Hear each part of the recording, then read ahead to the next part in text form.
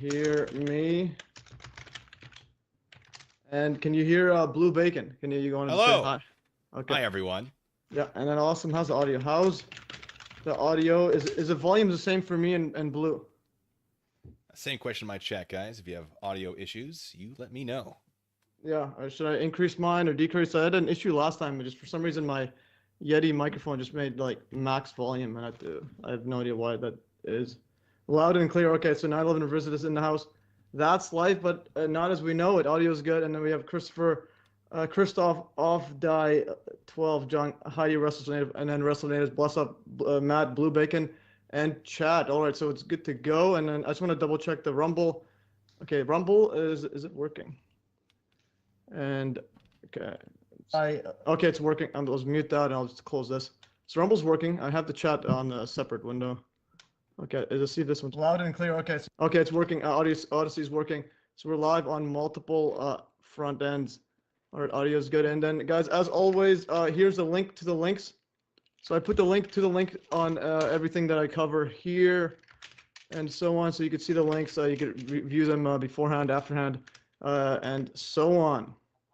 And I'll just read this out, then we'll do some quick housekeeping so you guys know what's going on in the chat. So I mean in the show. So today's show is gonna be a special one. The first quote debate I've had on this live stream ever.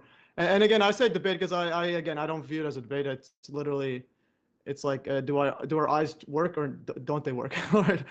So anyways, join me as I quote debate the mainstream debunker Blue Bacon about the relatively tiny rubble pile at the World Trade Center WTC on 9/11 after most of these 7 towers turned to dust. Here's that trailer, and then here's a trailer. To show the trailer quickly, or maybe show it after. Yeah, I'll show that one after. But yeah, you get the idea. I have it over here in the background. I'll bring it.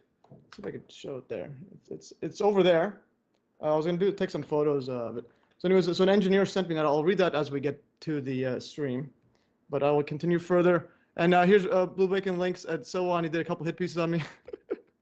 But it's all good. Anyways, and there's his channel. And MES note, as always, go to mes.fm/links. And links to everything will be there. Plus, drop down, you can see my math videos. You can see the 9/11 Truth, Debunking Flat Earth, MH370 PSYOP, etc. Go to MES links and become a super fan, guys, as well. $15 a month, Canadian. I mean, Canadian is about $3 American, and so on. It's anyways, the links there. Donate. Send me crypto, PayPal, and so on. Everything's there. Just donate button, and do that, and you get cool emojis if you become a super fan, and so on. Okay, the next setup, Telegram. Oh yeah, MES links on Telegram. So I usually throw everything in there first, and then I go over links there, and also. Yeah, so basically, I'll try to poll each week. So I have poll results from last week. I'll go over them soon. And so next week I'm going to do a December 7th live stream. Hudson 3 terabyte hard drive deep dive. A lot of his experiments have never been uploaded online, and I got it all online. So when I went and visited John and Nancy Hutchison, it's pretty epic stuff. And then December 14th, you do not want to miss this one. 14th live stream. The MH370 teleportation video creator joins the show. I talked to him. He's a real deal. And if you are still on the fence about it and you believe Ashton Forbes or not, watch watch the stream and we'll put that all to bed. It's just a big giant hoax, but it was absolutely epic. So the guy finally got back to me and it's gonna be an epic live stream. All right, let's see some other stuff. Some troubleshooting. MES speaks slower and pronounce words more clear and less monotone, etc. All right. So the next setup is so here's a before and after photo. So what I have in the links right here, I have basically have a bunch of notes for the tiny rebel pile, and then I had Blue Bacon notes, but I wasn't given anything before, but I asked. But it's all right. He'll have a presentation and so on. And then the other one, I have just some random notes. Some background info and just my thoughts on this whole scenario. But first of all, MES poll results. I'll power through a tiny bit of this. Yeah, I'll power through a bit of this, and then we'll get straight into it. And Blue, let me know if you want to present first or after, depending on what the workaround is. Once I get through this. Yeah. I'd love to hear what you have to say, and then I'll see what I have in regards to what you brought up. All right. So I'll power through some of this. Some of it will be pretty pretty hilarious. Some of it will be, yeah, we'll get once I power through this one, we'll get straight into the nitty-gritty and so on. So MES poll results from my last live stream. In the last live stream, it came up when I was doing the let me just pull up the so I'll share this one here. I'll click this. Okay. Yeah, so in my last live stream, I'm going to switch screens that I'm sharing. Share, switch screen window. I'm going to go to MES Links Telegram.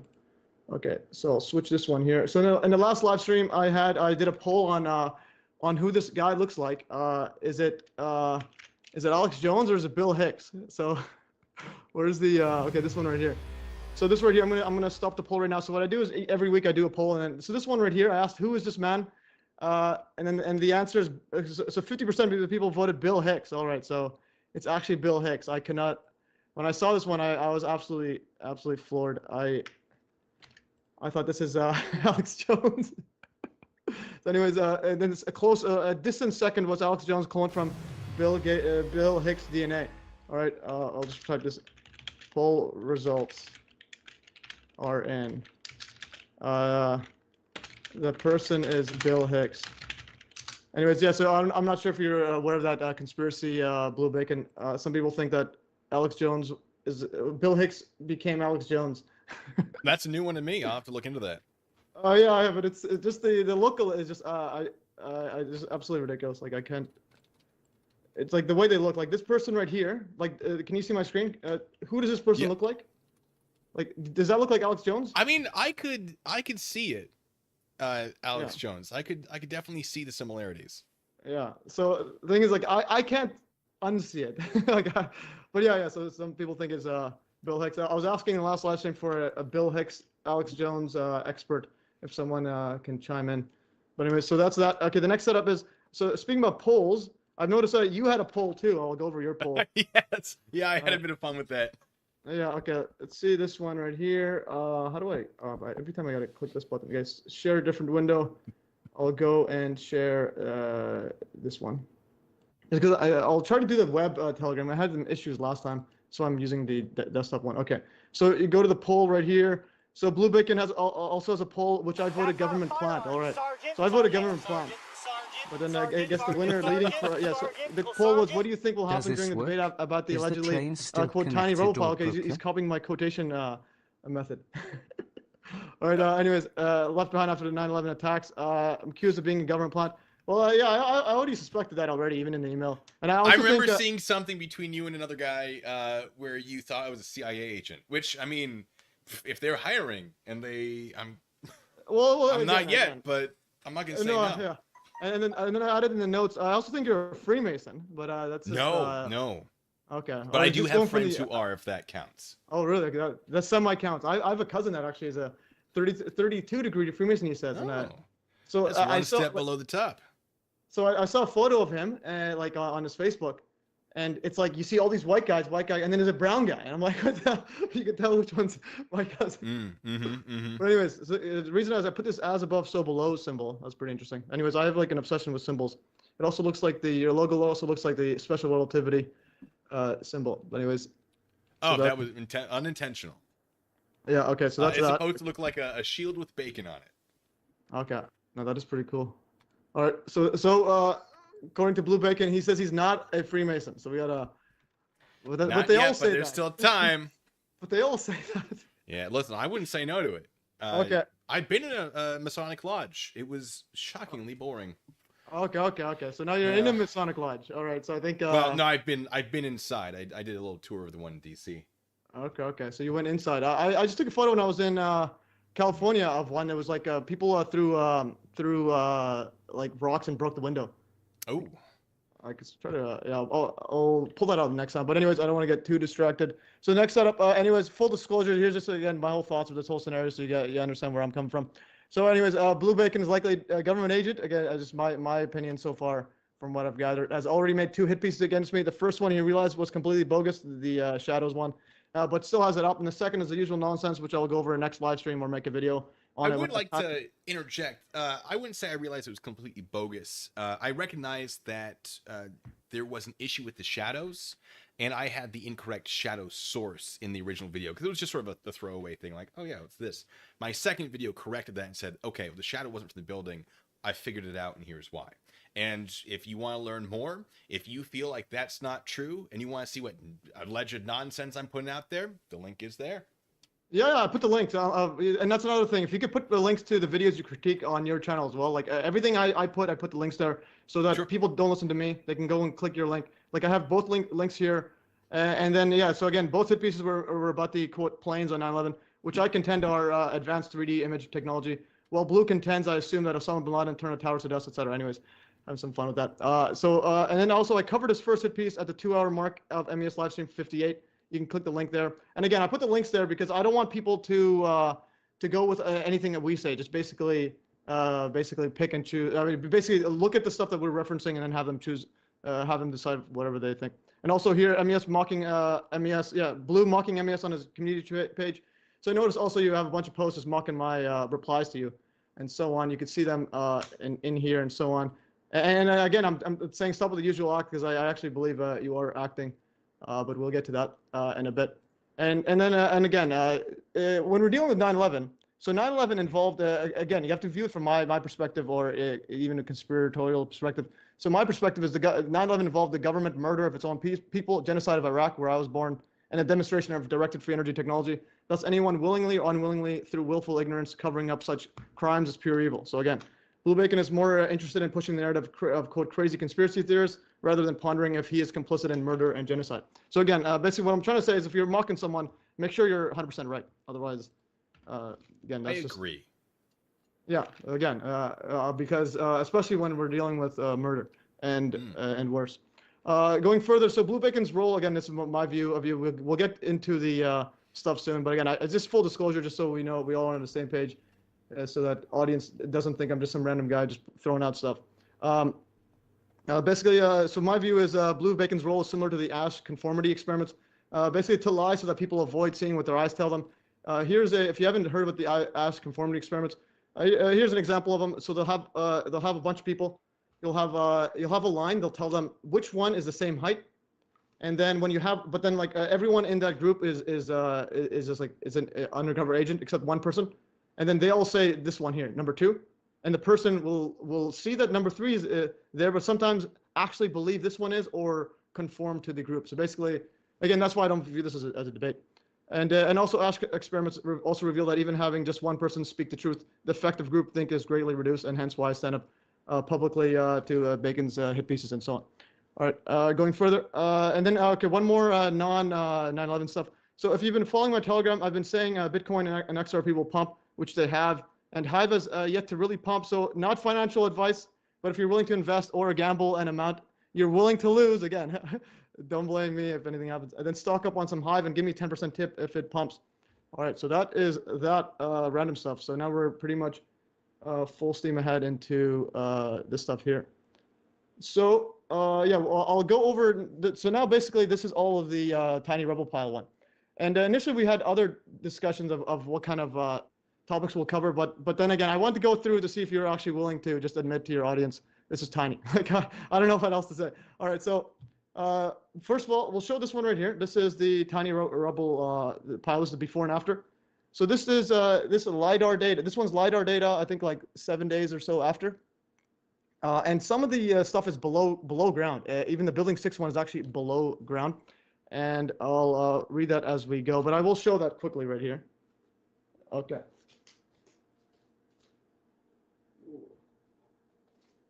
So, all right. I'll just actually I'll have it here. I'll show them in a bit once I get to the topic there. I have a whole bunch of stuff here. All right. So before we get to that, I just want to show the video here. So here's the trailer of that. Actually, we'll show that after. All right. I'm just gonna go continue further. So we already went through this. Next one. So for those in the Blue Bacon's audience who hasn't seen my work, so if you go to this one link right here is linked to all of my 9/11 stuff. A couple of them were deleted by YouTube for literally no reason. Actually, no reason. But the ones that stayed on, and so on. And also for those, because a lot of times, especially in your audience, they conflate real conspiracies with the controlled opposition ones, such as the Alex Jones and Kelly Dufire to some extent, but that could be, but also Flat Earth and so on, and David Icke and all those clowns. So for those unaware, that is not this channel. So we're here. 9/11 is a big one, and so on. And so this is my. I'll put this in the chat here. Okay. Methyl Miner says, slow down a little. You're speaking kind of quickly. All right, for sure. All right. Seismic evidence game. Okay, so I will slow down. Okay, I will slow down. Okay, so we have this next setup. We'll go back to over here.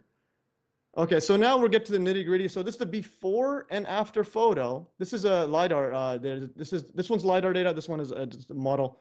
It's pretty much a scale.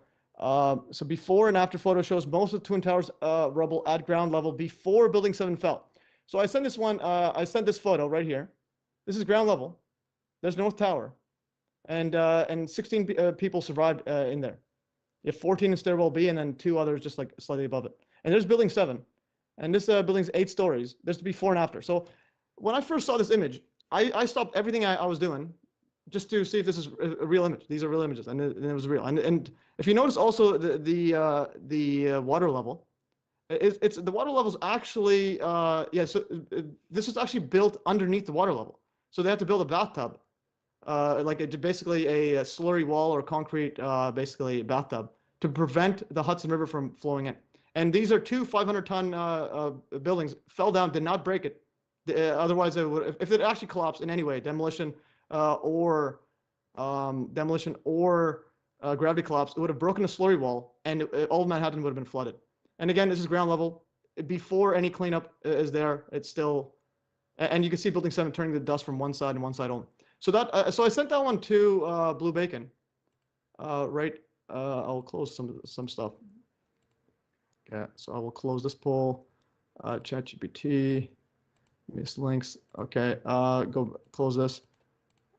Close this. Yeah. So I sent that to So I sent that to Blue, and Blue said that, to look at quote other photos that show a quote much less debris pile. Again, I don't see. Here's an email if you don't mind sharing. It says, I'm not acting dumb. I would appreciate if you would please stay on top of the photo. Shows collapsed buildings. Yes. No. Okay, collapsed building. Yes. However, not only were the towers mostly hollow. All right. So now we're doing the hollow building nonsense. Oh, I can prove that later, but you keep going. Well, again, first of all, mostly hollow. That's accounted for in that most of the air when you have so like when you account for the rubble, yes. You have from the top to the bottom. Okay, from the top to the bottom, mostly air, and that's already accounted for. Now I can account for that, but I don't want to interrupt. Yeah, I know. So you're saying mostly air, but again, mostly air by volume. By mass, there's mostly steel, mostly concrete. So again, in here, there's barely any rubble. Okay, in other words, by mass, there's barely any rubble. Even by volume, it should be. Yeah, 1 point. I would contend it would be about 15%, probably even to higher percent of the height should have been rubble, like 15 to probably 30 plus floors would be the rubble pile. But the other thing is there wouldn't be a debate is the one thing. If something of this magnitude happened, it would. Okay, 9/11 Vision says let BB talk for a bit. You can counter it. Oh well, he's going to do a presentation. No, that's the thing. Yeah. No, I'll let him talk. No, that's fine. Well, the thing is, Blue Bacon's he's gonna do a presentation, so that's why I'm just gonna go here and then. I wanted to see the presentation beforehand, but again, we'll do it live. All right. So, anyways, so somehow he's saying this is all hollow. Or like this will account for this. Again, I just don't even. Until we get something of it's going back to the thing. Until we get something of substance. So you may want to check your numbers again. This was I made a typo, at 500 tons, 500,000 tons. Your numbers regarding the weight of the buildings and the fact that the debris pile extended well outside the original pre-collapse footprint of the towers. barely there. Like it was all like this is around from the letter G. That's about 600 feet because each one's 208 feet.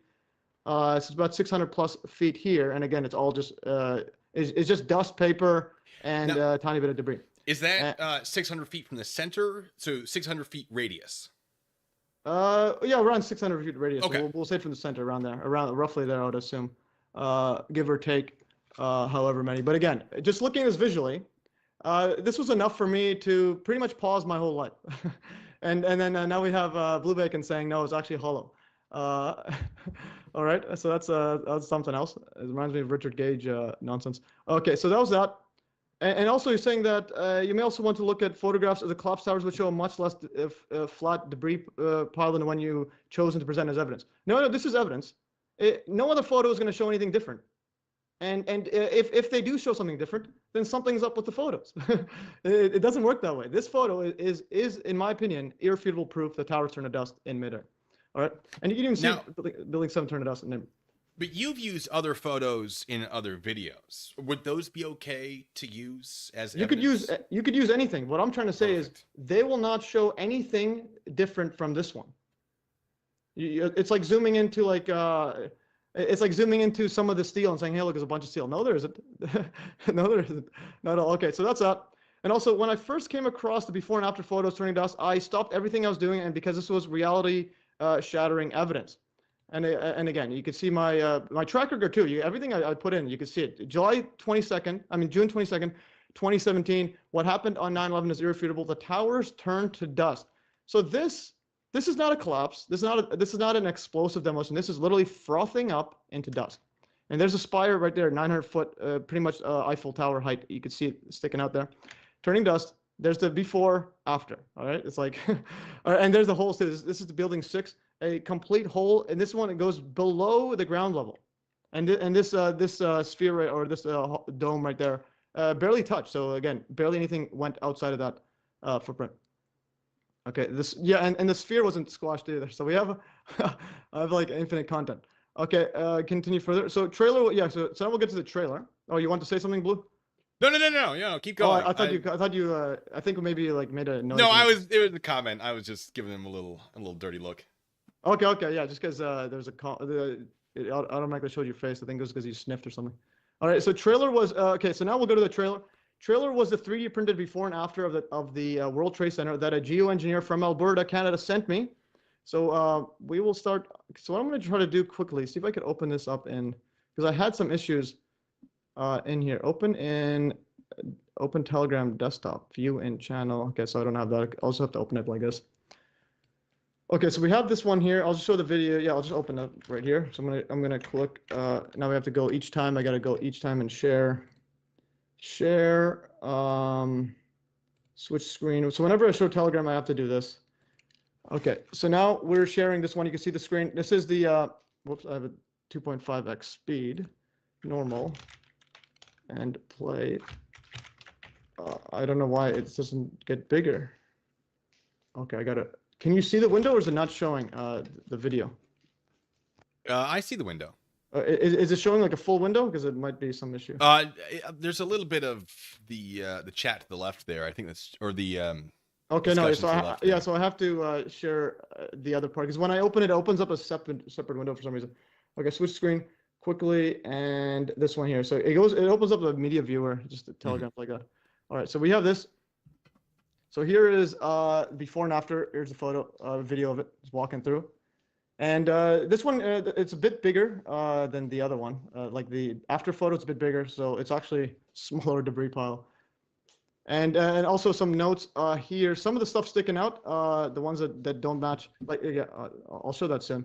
Yeah. So like this stuff here, some of these, the really tall ones, that's from the LiDAR data. This one might be a crane. The smaller spikes are actually the ones that are were actually the remains of the WTC. It's even smaller, yeah. So, but these ones, it could be a crane, or just that the way it works, they have like a plane or a helicopter flying, and it shoots down. So some of the this was like I think 7 days after.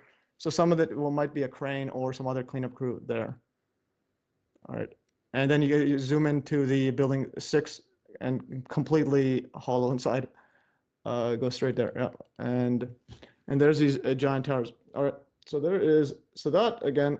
And there is, see if I could, it's over there.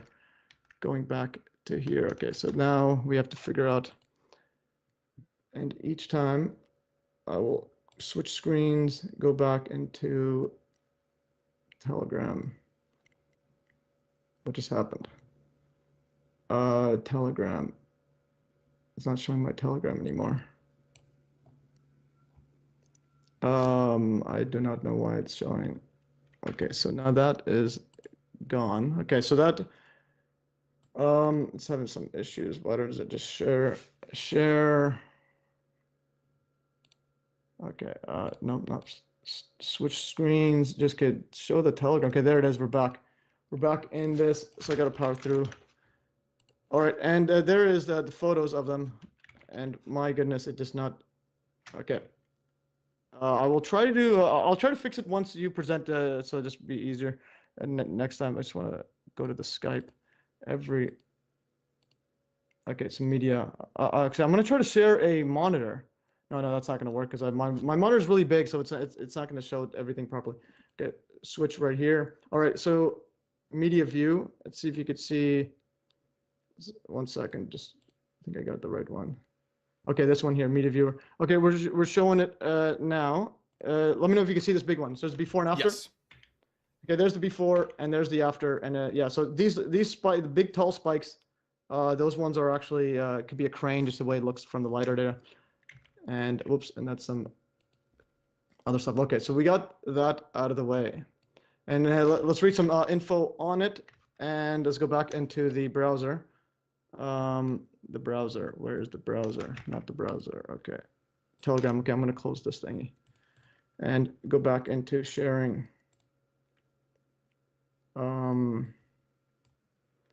Okay, so we're back. Switch windows. Okay, so now you can see this is the tweet I did 7 years ago. All right. So we got that, and also so the LiDAR data shows below ground level on some regions. Yeah, it actually shows below ground even in the center of building 6 there. Okay, so yeah, I don't want to open up in there and each time have to go and switch. I'll try to go web .telegram. Actually, it's all right. Okay, this is. Let's see if this plays. Best 3D print I've ever made. Okay, this is not a really good. I'm just gonna have to view this. Actually, last try. I'm gonna see if I can zoom in. Okay, it zooms in probably. Okay. And quite large. Does a good job at communicating. Check out my computer stand. Actually, no. This was the other part. Anyways, there was a LiDAR data. I think I didn't upload that one there. Okay, so no, I forgot to upload that one because I think he said don't upload his voice. But anyways, I'll get to a new one. Okay, so but anyways, so that's below ground. I have it right here. We'll just show it here. It's actually much easier to just show it instead of the yeah. I think this is actually way easier than just showing the photo. I will stop sharing so we can see it bigger. I'll just confirm stop sharing, and now we could pin this one. All right. So for those in the chat, so this one right here, I think one of your subscribers asked how much money it costs because it seems pretty expensive. This is the after. So building 6 right here, you can put your whole finger in and it's literally below ground and so on. And the other part I want to point out, this is, let's go back here. So this is yeah, this is the full go, but then for some reason, like on one side, when it goes one way, the color is different than it goes backwards. So it's black on the other side, and then so it's black on this side, and then white-ish on this side. But anyways, so this is, and also another part is the basement floor is 70 so I think he accidentally made it pretty much the scale on the basement side. So the base right here is about 1/3 of the width of the Twin Towers. And the basement went to from ground level went to the bedrock 70 feet. So, and this is 208 feet, so that's 1/3. So literally, that's the basement. Is this little tiny base, and they were barely damaged. So something magical happened on 9/11. All right, so that's I'll unpin this one here. All right. Okay, so we got, I know we have 40 people in the chat. In my chat, you probably have more because mine's not a dedicated random to like a math channel. All right, and yeah, also, so going back to this, so a geoengineer sent me that. Okay, so now I have okay, I'm gonna go back to the other thing. I was seeing my face twice. Sorry. Yeah. No, it's all right. It's all right. Because I'm gonna switch back into this. All right, go back into share with sound. Okay, so now we're back in here. I'll try to minimize randomly getting into the Telegram. I'll try to open up the other links for it. But anyways, so okay, so the other part here. Note also that I have yeah. So again, this was sent to me from by a geoengineer. I ended up talking to him afterwards. So he follows my channel and he agrees. Yeah, obviously the towers turn to dust. So again, it's not a debate. So also note that I have a bachelor in civil engineering and a minor and minor in master's engineering and mining engineering. I guess I made a typo. I put it twice. Civil and not a minor, in a master's. I was trying to rush through the notes in mining engineering. All right, so I have a so I have a bachelor in civil engineering and a master's in mining engineering. You could search up my name. You'll see my thesis on my master's thesis on that. Okay, going back here and going back into this. Yeah. So and also want to make another point. So I have and I have several engineering friends that that understand the truth of 9/11. When I show them it, and it's pretty obvious. But they're afraid to speak out. And also, one friend quit his job at Parsons because he couldn't stand working for military contractors. And here's a comment from my friend. I blocked out his face. So hopefully more money, almost certainly smarter people. He's looking for another job. I don't love working for evil Parsons. I mean, I kind of do, but we straight up do NSA, cell phone hacking, and directed energy weapons and drone strikes. I want to work for a company that is known as a civil engineering company and not one that is known as a military contractor. And again, Parsons, they've developed a Zeus directed energy weapon. And the difference between this one, this is Parsons right here. They're actually got contractors in the military, and they got the Zeus, and they have to name it after freaking Rome or Greek god. Right. This is a ground-based direct energy weapon system for production. But again, the one we're talking about is the Cold Dew. It's not just basic lasers or microwaves. It's way more advanced, able to turn towers into dust. All right, so now I'm going to show a bunch of photos of the tiny rubble pile on 9/11. Okay, let's see if this would open up. Okay, actually, yeah, so I have a bunch of photos here. Okay, good. I have it already in my OneDrive. So here's a link there, guys. You can go to tinyurl. I think I put tinyurl.com/WTC rubble. And also I have a poll right here I made just before this. So this direct energy weapon. Okay, so there's a bunch of photos right here. It's not just one photo. Every photo shows the same thing. Let's see if it, okay, so there's the photo. You got literally, the towers are gone. Again, there's a 70 feet to bedrock, 208 feet. So basically the basement floors, a lot of disinfo agents say, oh, it's the rubble one in the basement side. The basement's barely damaged, and there's cars even driving out after it, and again, is mostly intact. And 70 feet is a bit absolutely tiny. The width of each tower, and look at this. Okay, you don't even see this in the rubble. You don't even see this amount. So this right here, what I'm showing you, is more steel than what was actually in the rubble. And this is like literally just the lobby and so on. All right, and here's another one. Here's a sphere, which was in the center of the WTC, towering above the rubble. All right, so I'd like to see your volume calculations for that. And if you see the lobby where these holes right here, where this like trident shape right here, that's the lobby top there. It's towering above the rubble. And you can see the exterior columns are vertical. Nothing crushed them. So why are they vertical? Okay, they're literally vertical. They're not toppled over. They're towering above the rubble. You got literally a sphere there, and also you have 300 search and rescue dogs everywhere, and they're not burnt any either. So it's very little heat and so on. And yeah, and you'll see even on the side here, you see just glass with interesting damage when you look at them closely. It's got like circular holes and so on. So this photo was taken by a friend's friend who's a firefighter, and he has a whole hard drive of all these photos, and he sent me, this is one of them. And again, you can see, I think this is a south tower. You can see this part right here. So this chunk right here somehow got debolted. So the bolts are the strongest part. They're literally bolted to the columns there, and they got debolted somehow without bending anything out. And it literally just went. It's as if it got the actual bolts got turned to dust, and then it just shifted outward. All right. So this is absolutely mind-boggling. And again, there's the lobby height. The rubble's absolutely tiny. And this is a firefighter friend taking the photos. And he is a firefighter. And again, he also understands that the rubble pile is tiny, aka 9/11 is what it seems, which is a giant psyop. All right, so going further, here's the before and after. Again, I'd like to see your presentation on this. And here is, this is, I think, on the day or the night of it. You see people walking, literally walking. And there is the exterior columns that it's still vertical. And again, towering. So in other words, somehow you have the exterior columns, everything's falling in, and then the bottom ones aren't crushed in any way, and or even bent or even twisted, and then there's ground level. So again, absolutely tiny. and this one is not showing. Interesting. Okay, now here's another part. Just building 3. Building 3. This is if you can see this view right here. There's the Twin Towers. There's building 3. There's a tiny corner of building 3. All right, it's towering above the rubble. And then the only thing of building of this is the south tower that's higher than it. The only thing higher than of this one here, the south tower, is literally just the exterior column that's somehow standing with nothing crushing it. And this. Do you happen to have the dates on any of these photos? These photos, this photo is all on Judy Wood's book. I'll have to sift through it, but gotcha. It wouldn't be. These photos, you could probably see them on the website. I could do a reverse image search. But again, a lot of these photos are either on the day or night. But the one I showed you beforehand was the night, maximum 2 days after. Or when, this one here is maximum 2 days.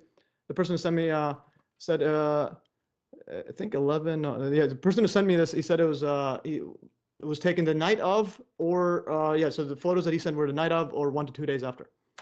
And then these ones, this one's I think the night of, but I'll show you video as well of like literally seconds after. So what I'm trying to say is these show the same thing they show a day after, a week after, the same thing will show the seconds after.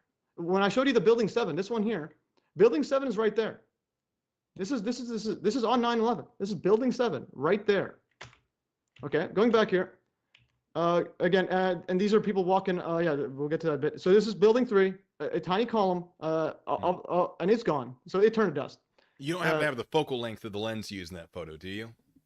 Well, you can look at that. I don't have those details. So, okay. But I noticed you do have some knowledge of photographs and of. I dabble. Photography and so on. But yeah, no. But again, you can look at them. I'm just trying to say nothing won't change the fact that what we're seeing, our eyes are working. And now this is a whole bunch of people walking on the rubble. This is probably the day or so. And the fuming is interesting. It was fuming literally, I think, months, years after. Still, and I call it fuming because it's unknown source. It's weird. There's very little heat. People walking on it. Well, my concern with that statement is that if it's, as you say, fuming for that long, then that photo could be taken at any time in that time frame during which cleanup is happening. So the reason I'm asking about focal lengths is distances can appear different based on focal lengths. And at the time of the photo, if cleanup has already occurred or has been occurring for whatever amount of time, that could, of course, change the amount of rubble that's still on the ground as you take it away. But I don't want to, that'll come up. That'll come up. No, we know, but you can see the photos. These ones is probably a day or two after, or because it's because you have all the people. And initially, they would do is they didn't want to they didn't want to bring any of the big cranes and so on, the big machinery to do the cleanup at the beginning because they were scared that they might crush people in there. So they specifically? If I'm just taking some notes. The cleanup crew. What I mean is initially they were doing the cleanup by hand. That's why they have. That's why you have a whole bunch of people. Because they didn't want to crush any of the possible people inside the debris. Okay. And oh no, it's fine. I was going to ask for the source, but I don't think it's ultimately going to matter. Well, you can go these stuff here. Like this one, I put the compilation here, but I have links to the other ones. What I do is, if you want to see each one here, I have, for example, the heat one here. I have a giant X thread heat. Okay. So this is why if you go to MS links, you can see my threads on everything. 9/11 Truth. Go right here. Very little heat on 9/11. The link's going to be, they're pretty straightforward. You can see this one here. This was in memoriam September. Okay, I got this from their Facebook page to see this one here. In memoriam, where does this one go? In memoriam September 11th. Okay, this was on 9/11. I think this was ground zero on 9/11. This is in memoriam September 11th post. So you can go and look for the exact one. But this is on 9/11. Is that? Are they the original source of that image, or? No, but you can have a look for them. Sure, I can. No, but we can do that right now if you want. We'll just do we'll do a quick image search. So we can find the original. NY Mag 10th. So that's the thing, like finding the originals. Find more exact image in case you forgot. This was okay. That was that. Okay. So yeah, volunteer page.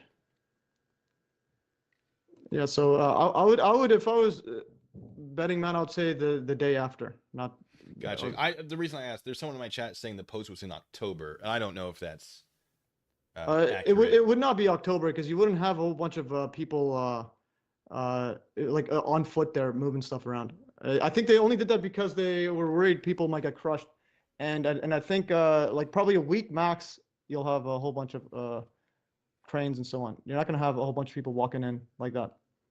And this, but again, they also, the point I'm trying to make is they all show the same thing. You can see the photos before, after. Okay, this one here, this is, I think, on the day. There is a ambulance truck that not even touched. So again, where's the rubble going on it? Ooh, I'm gonna have to disagree with you on that one. That ambulance, I have several pictures of that. We see the door appears to be possibly sort of altered on its hinges. The driver window is maybe smashed out, and there are images from different angles that show that the windshield is actually concave, suggesting that something has in fact landed on it. Oh yeah, but again, that's not the point I'm making. I'm saying it's barely damaged. No. Relative. The point you made was that it was undamaged. No, not undamaged. It was barely damaged. Okay, you can barely. See you literally have you can see the door. It's like literally a bit twisted. What I'm trying to say is it was not crushed by 500,000 tons of steel and concrete and so on. One might presume that means that it just wasn't hit by crushing debris. Not that there was or was not. No, it's like flipping a coin, right? You could flip a coin. Oh, you got heads, but yeah, if you do it a million straight times, something's up with it. Okay, this is not a normal scenario. If this is a coin flip, I have a coin right here. I've dropped it, but I have a second coin. I got a pile of these guys. Okay, now we're doing. And if we do a coin flip, one could assume 50-50. That's going to be either heads or tails. So, do we assume that there's a possibility that this wouldn't be destroyed by a falling building if there's a possibility that it was essentially akin to a coin flip? No. I thought a million coin flips in a row would give you the same probability. That would actually a million coin flips. 50-50. A million coin flips in a row, all having heads. Based on what? What are we assigning the probability of that to? But again, we could discuss probability stuff. I'm just saying that's how I feel this one is. Okay, this literally looks. This is literally a. We're talking ginormous buildings, and we'll show you the sphere as well. But again, if you want to do a probability analysis of it, we could add probabilities to see how stuff will fall here. This tool will just yap until I get some people calling you out. But anyways, guys, keep it civil in the chat. All right. So anyways, this one here. The only thing is, this one. There was I think someone made a video of how far it was. It was, I think, it was a bit of a distance, but again, it's still like, it's still barely, again, it's barely damaged. This is just a tiny bit of, this is one piece of evidence, not just, there's a million pieces of evidence. It's barely damaged, and it's towering above a lot of the rubble. Like you could see literally the rubble all beside it. It's literally just ground level. And then you go all the way across there. The lobby is right here. This lobby is above it, and it's somehow vertical. So those exterior columns are just somehow vertical. So again, the whole idea is you're seeing very little rubble. Okay, oh, these are just links. Okay, and now here's another one. This is a Miracle Stairwell B full documentary. This is day of. You can see people walking. I'll show the video soon. And it's literally, we're talking seconds after tower fall, and then you got just people, seconds or minutes after. Anyways, before the North Tower fell, people were just walking right beside on the ground. Yeah, this one here. These are on 9/11. You can see the Miracle Stairwell B. They survived in, I think that's the North Tower maybe, but and again, okay, Jackson Rip Holmes says Blue Bacon's not an honest person. Again, guys, probably. We are allowed to have opinions. We're allowed to feel like things are or are not true. I'm not going to debate that. No, it's all good. You could do as you please. But anyways, guys, let's stick to the stuff here. Okay, so here's another one. This is the sphere. The sphere's towering about a bunch above most of the debris, and it's not crushed. And then the only thing that's sticking out is just the exterior column, and the rubble is below in the lobby. Okay, there is the sphere right there. This was in the center of the WTC. There's a Liberty Plaza sphere. There's a sphere. Keep an eye on that sphere. Okay, and I think you can see the sphere right here. This building, this is 9 stories, 110 stories, 9 stories, and it's 22 stories, and it's right there in the center. All right, and these buildings, 8 stories, towering above the Twin Towers, and the exterior columns, those remaining vertical for some reason, are towering above the whole rubble inside. And there's the Liberty Plaza sphere. There's a sphere. Again, this one, I would say you have to you flip a coin 1 billion times. So in other words, impossible. The reason I say that is like maybe reality is like a hologram.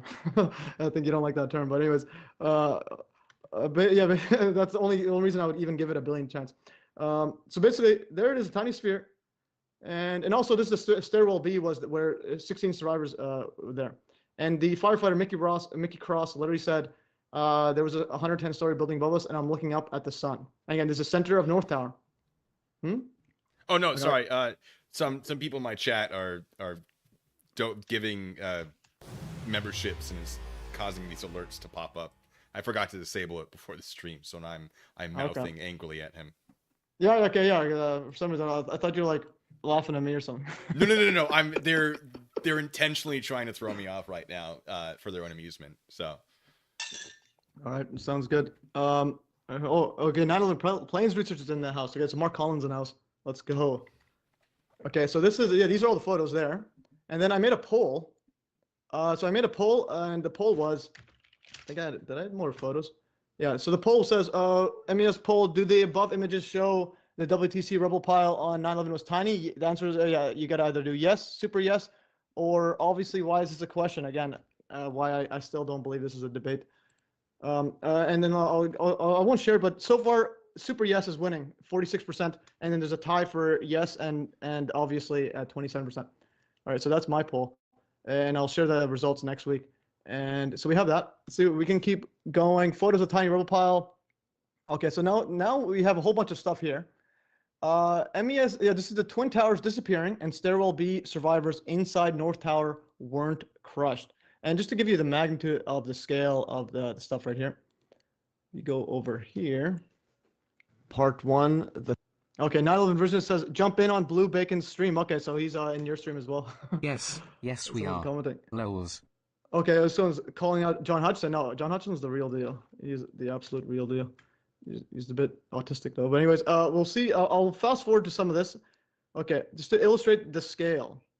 So this was so this documentary was it was a 10-hour, like actually almost 11-hour documentary made by anonymous people. Like literally made it, send it to Andrew Johnson, and then I uploaded it to my channel. And I also started dubbing over because a lot of it was just muted. So I started dubbing over and making little sections of it. So we'll play some of this.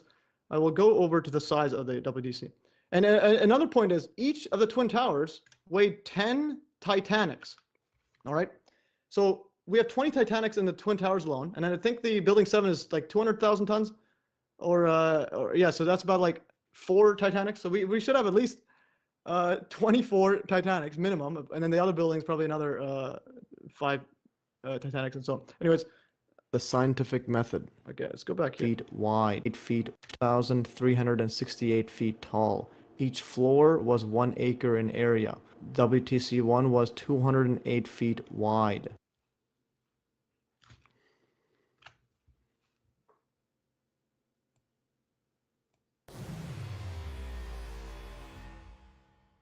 Okay, this is, let's fast forward this one here. Okay. Let's go back here. Okay, this is the size of it. It's going to be before and after, and you'll see the before and after. I don't know why it just starts scrolling it now. Okay, so it's going to be before and after. Again, when I press it, it just scrolls down. Okay, so there is the floor 1, 2, and the lobby of WTC1 was higher than most of the debris. Yeah, so there's 500,000 tons, and then there's the lobby standing above. So again, so that's that. See if I can keep going. And then there's the size of it. So this is missing in 9/11. This amount of steel is missing. Let's keep going further. Building material did not collapse. Okay, these are stairwell B survivors literally inside. So yeah, this is the lobby. This is where they survived. No rubble landed on them. So we got 500,000 tons moving at literally as fast as gravity because there's no resistance going at free fall speed somehow. There was a little bit of resistance. The free fall speed at best was only near the end of the collapse. From the top, right from the initiation, according to NIST as well, there's barely any resistance. I can show you the NIST document. Barely any resistance implies there was resistance, which suggests that it was not free fall speed. Yeah. So I mean, it fell. And then it gained momentum with the weight, and of course, I mean, you're a math channel, so you know about how velocity and mass affects force. So as that increases, by the end of it, it's certainly going to be less prone to being resisted against. Yeah, but again, that's not the issue. The issue is it's barely any resistance. In other words, for example, this is the billiard ball. We'll jump into it right now, because you brought it up. Well, I'd hate to detract from or take away or distract from the rubble, which is the main topic of this discussion. Yeah, but it's in the flow. It's in the flow. So, for example, if you just had a bowling ball falling down, it was let's see, it was roughly the same speed. It was like probably a split second. Let's see how long it'll take you. So 8 seconds. This was the let's see, the bowling ball right here. So if you just drop a bowling ball, it would fall down in 8.79 to 9.22 seconds, depending on your speed of gravity you pick, and zero air resistance. So if, in other words, just zero air resistance, will go down there about 9 seconds. And then what was the speed that is fell? How much seconds? If you could refresh my memory. I don't have that in front of me because I was just planning on debating the size of the pile. Okay. Okay. This was one thing. Well, this was a seismic signals that she showed that the North Tower collapsed too. Yeah, the North Tower, the ground shook according to the seismic data for 8 seconds. Yeah. So basically, if you look at the seismic data, how much of the ground seismic data is a different topic as well. I know, but I'm saying the ground shook 8 to 12 seconds. But anyways, let's see what the thing was. Okay, I'll go to the NIST one. I just didn't because again I put most of the stuff as I put most of the stuff as just the rubble stuff. So this is according to NIST. NIST says that, let's say, free fall. Yeah, so this is NIST. According to NIST, since the stories below the level of collapse initiation provided little resistance to the tremendous energy released by the falling building mass, the building section above came down essentially in free fall, as seen in video. So again, essentially in free fall. And what's the source of this? This is NIST, NIST.gov. This is from NIST. This is NIST. And they say the entire fall of the towers was essentially free fall. Yes. Okay, so because I've read the report, and it suggests that the end was essentially in free fall. Oh no, it's all in free fall. Yeah. Now you said about 12 seconds of fall. No, that was 12 seconds. The ground shook on one of the stuff. Some of them is 8. That was the ground. But let's see. So different measurements. We're getting different measurements. Is what the you're spikes saying. began. No, those were the ground shaking. That's the seismic. But so is it 8 or is it 12? 9 and 11? So 9. Okay, how could the WTC towers collapse in only 11 seconds? WTC 1 and 9 seconds. WTC 2. So you have 2 seconds. And the billiard ball fell at 8. No, billiard ball is 9.2. So in other words, WTC 2 was, if you're just using absolute 9 seconds, that's faster than free fall. If you're using WTC 1, that's 2 seconds, or less than 2 seconds, 1.78 seconds faster. In other words, you have the maximum 2 seconds of resistance. So to give you an example of what that means is, this is the billiard ball example where Judy Wood actually got it published and peer reviewed as well. She didn't get it peer reviewed. She got it published. I think she got it in some peer reviewed journal. You'll have some random ones. I've read some of the peer review that says that she has gotten it wrong. But I mean, if that's what you mean by peer reviewed, where they say no, she's gotten her data incorrect, then yes. No, again, no. No, I'm just saying from what she said. But anyways, she's obviously right. I wouldn't say obviously right, considering the fact that people are saying she's wrong. No, a lot of people are saying a lot of stuff. She's also banned from. A lot of people say a lot of stuff. This is true. I'm saying she's right. I'm saying she's right. I'm saying. I agree with you there. I agree that. No, but she's obviously right. No, but what I mean is she's obviously right. Won't agree with that, but I will agree that you are saying she's right. No, I know, but that's assumed. Okay, but she's obviously right. We're not doing this whole video. Obviously we're not. Anyways, we're not doing semantics right here. We already have the whole time I'm quoting. So anyways, for those in the audience, especially Blues ones, buy her book. Absolutely mind-boggling. The level of detail is literally second to none. It's the most important book right now in the world. Grab it. Anyways, so the next part is to illustrate the billiard ball example. So if you have 110 floors, if you just drop a ball, and then every floor stop and then drop it again, it's gonna take how many minutes it's gonna go down. That's a billiard ball example. What it's basically saying is that if you drop a ball, and then if free fall speed is 9.22 seconds, if you drop it, and let's say there's 0 resistance for, let's say this is every 10 floors. So let's say every 10 floors there's a pancake, and then you reset the calculator, the timer again. So if you drop for 10 floors, zero resistance, not essentially zero resistance, and then every 10 floors do it again, dropping another one. Every one, it's going to take 27.8 seconds. That's every 10 floors. Imagine you literally had hollow for 10 floors, and it's going down, down, down, down, and then you reset. So in other words, it's near zero resistance. If you did it every second, it would take, every floor. If you had, quote, pancaking every floor, it would take 87.9 seconds. I actually have an Excel sheet. I confirmed this when I was going to do a video on this. But again, a lot of stuff is pretty straightforward. Okay, yeah. So in other words, it's going down as fast freefall is according to NIST as well. I have the NIST. I have their summary of their report. I think their FAQ section. If I may read some of it to clarify.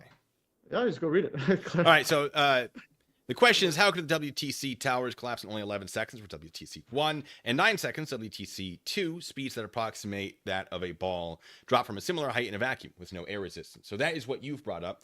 And the response from NIST is, NIST estimated the elapsed time for the first exterior panels to strike the ground. So not the entire collapse, but the first exterior panels to strike the ground after the collapse initiated in each of the towers to be approximately 11 seconds for WTC1 and approximately 9 seconds for WTC2. That is not the entire towers collapsing. That's when the first bit of debris hit the ground, not the entire building. In fact, they do cite the what is it? Hold on. I have it here. 15 to 25 seconds is how long some of the building was still standing after the initial collapse began. So your length of time is closer maybe to 25 seconds than it is to 9, because that 9 to however many seconds was merely when the first bit of debris hit, not when the towers stopped collapsing. Okay, I don't have stood. No, that's not what it was. Again, you're misleading. From video evidence, significant portions of the cores of both buildings, roughly 60 stories of WTC1 and 40 stories WTC2, are known to have stood 15 to 25 seconds after collapse initiation before they, too, began to collapse. Neither the duration of the seismic records nor video evidence, due to obstruction of view caused by debris clouds, are reliable indicators of the total time it took for each building to collapse completely. Now, since you're citing this, I feel like we should give a better sort of amount of information of what they're actually saying instead of cherry picking bits and pieces from it. All right. So since you cherry picked nonsense, absolute nonsense. I gave the full paragraph. Okay. I can give you all paragraphs if you want. Okay. I'll let you speak. Okay. If you anything more before I show you. Yeah.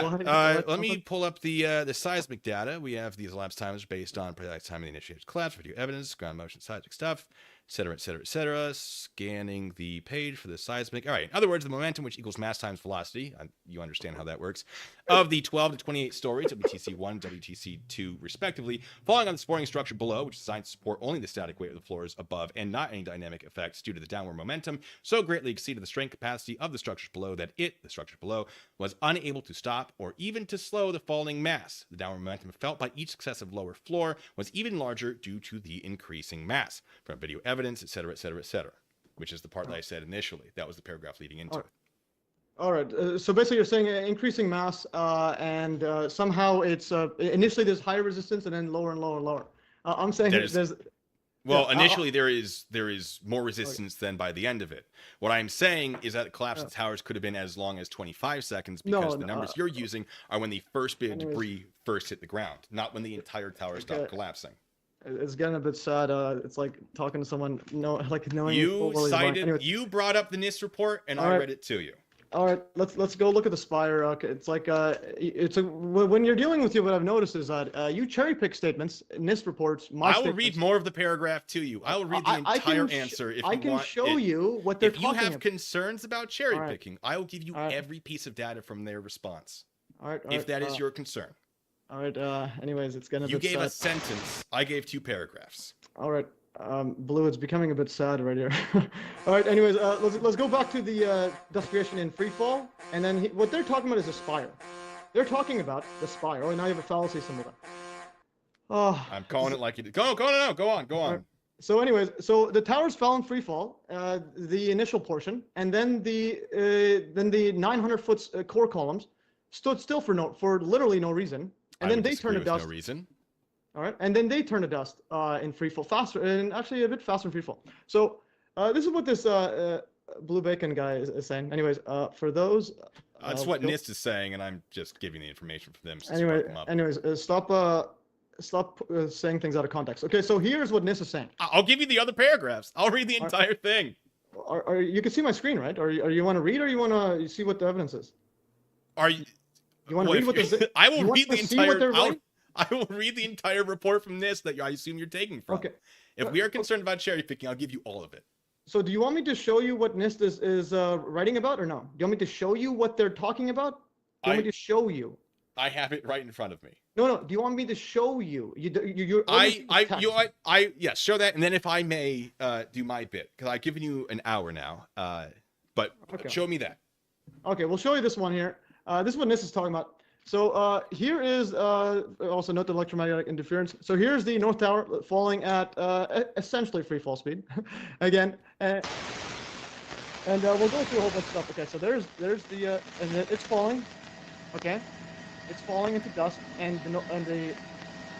it's falling to dust, and you see a whole parts falling down into dust, and then it hits the ground. Yeah, so they're saying, okay, that's the timer. Now you'll have this standing.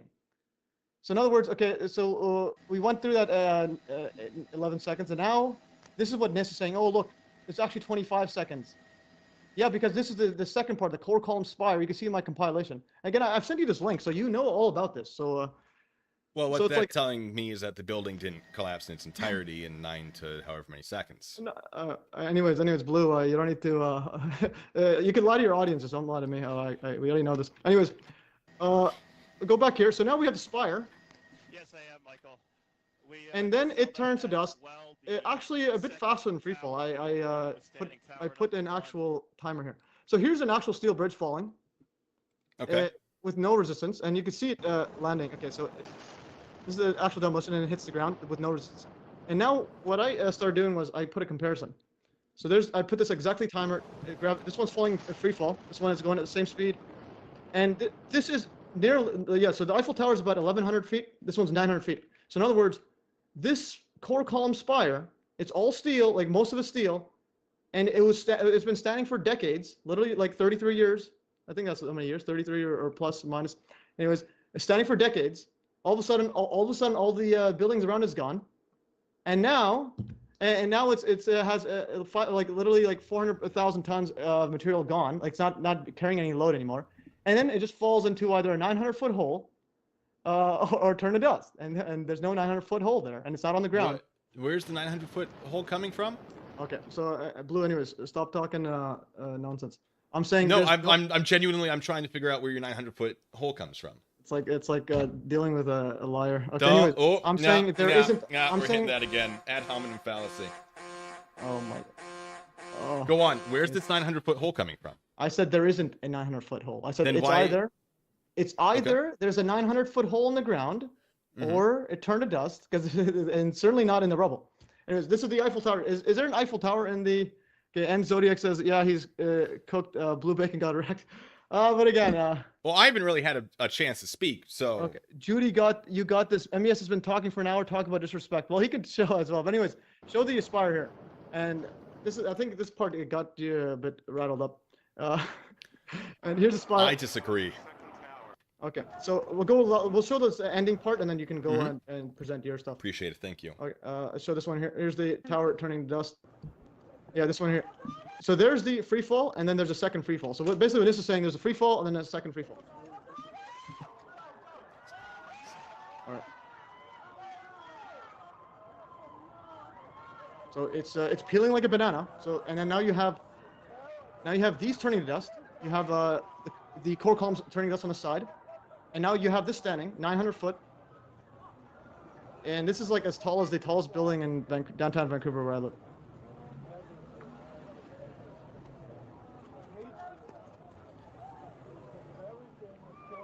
Okay, it's falling down. And yeah, it falls to dust. And here's slow motion, and you can just see it. So again, it peels like a banana, free fall speed. Everything's turning dust, and nothing's on the ground, or barely anything. And now you have these turning to dust right in front of your eyes.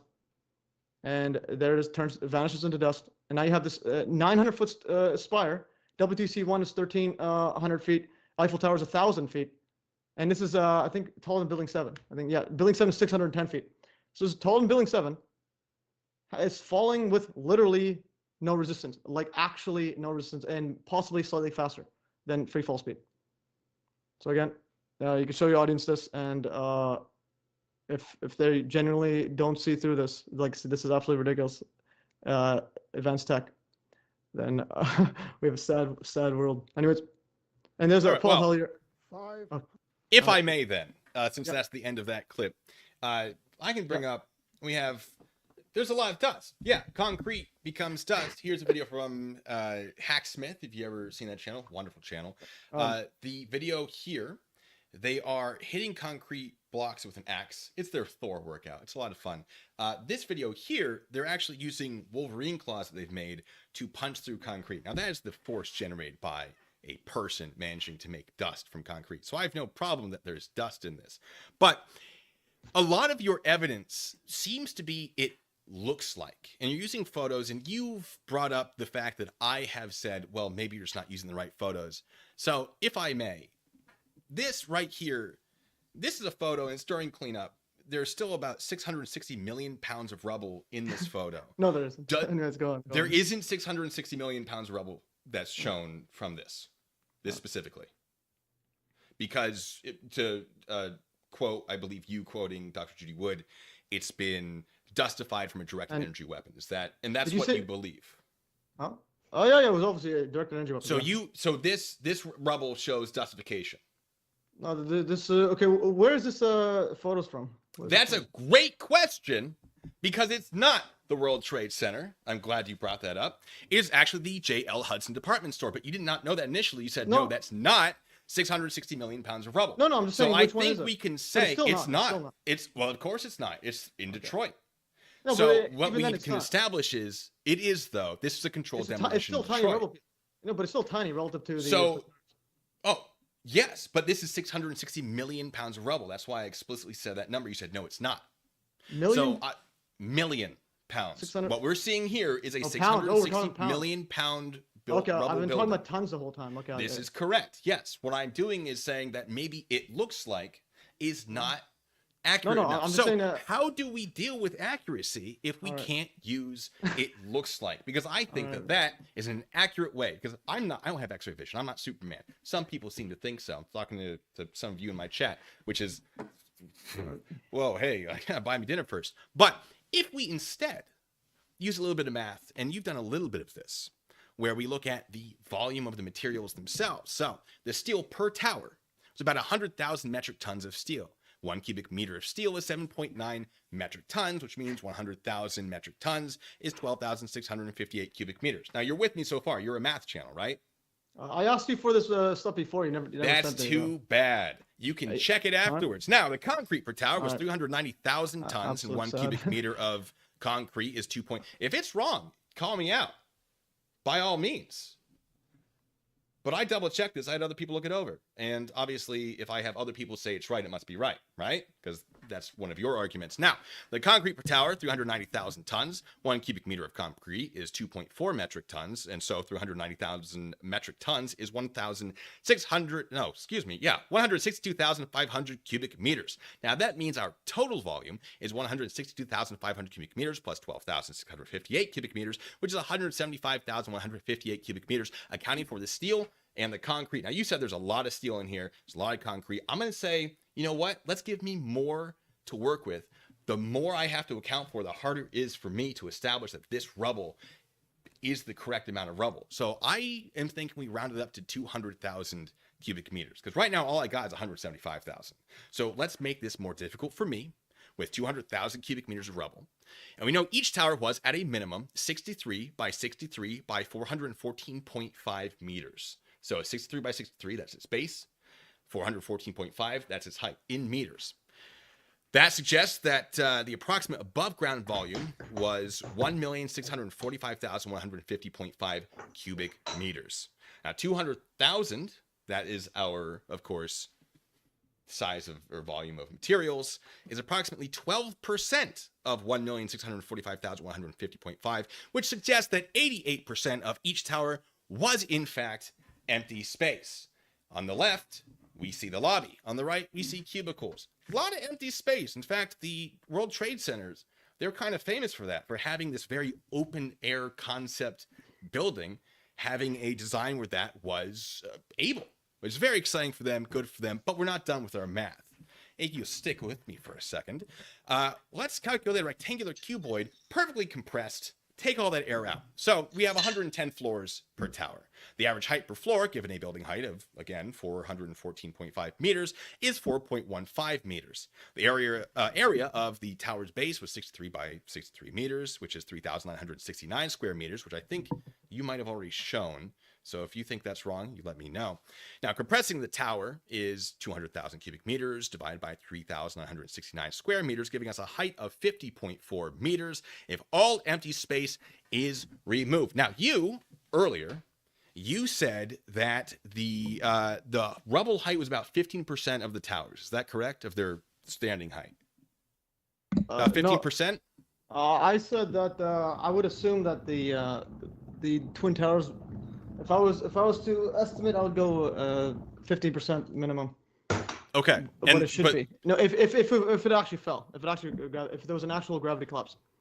Okay, so you think that it should be, because 15% of the tower's height is 62.2 meters tall. Mm-hmm. That's 15% of the towers. You think the rubble pile should be 62.2 meters tall. Is that correct? Minimum. You want to lock that in? Floors? Perfect. Floors Let minimum. me 15 floors minimum,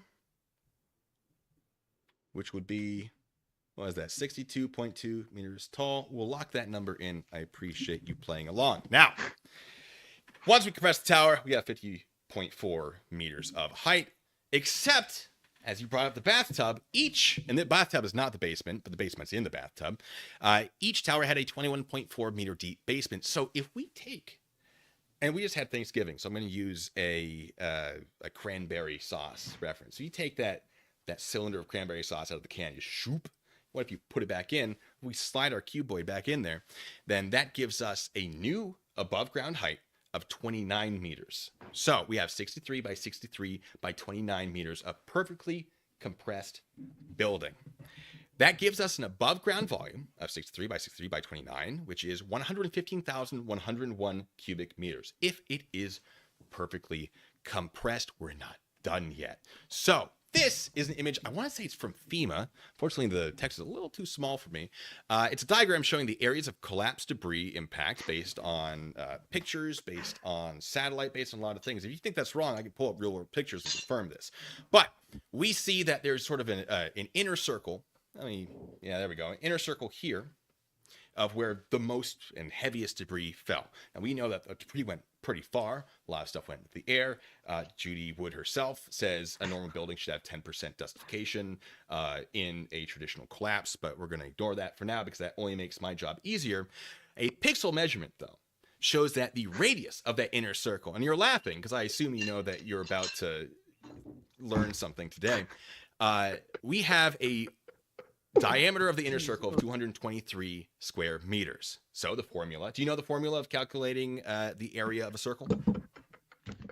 Using the diameter?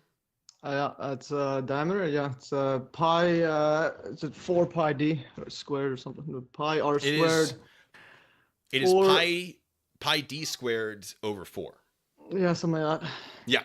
So pi d squared over 4 gives us an area of 39,057.1 cubic meters in that inner radius where the heaviest debris fell. Not all of the debris, but I'm going to limit myself to trying to fit all of the debris in that area because that works against me. Because if I can say, well, there was more outside of the area, that means that I can just go, well, if it's not enough, it's elsewhere. I'm not going to do that. I'm going to say we have to fit every piece of debris into that circle.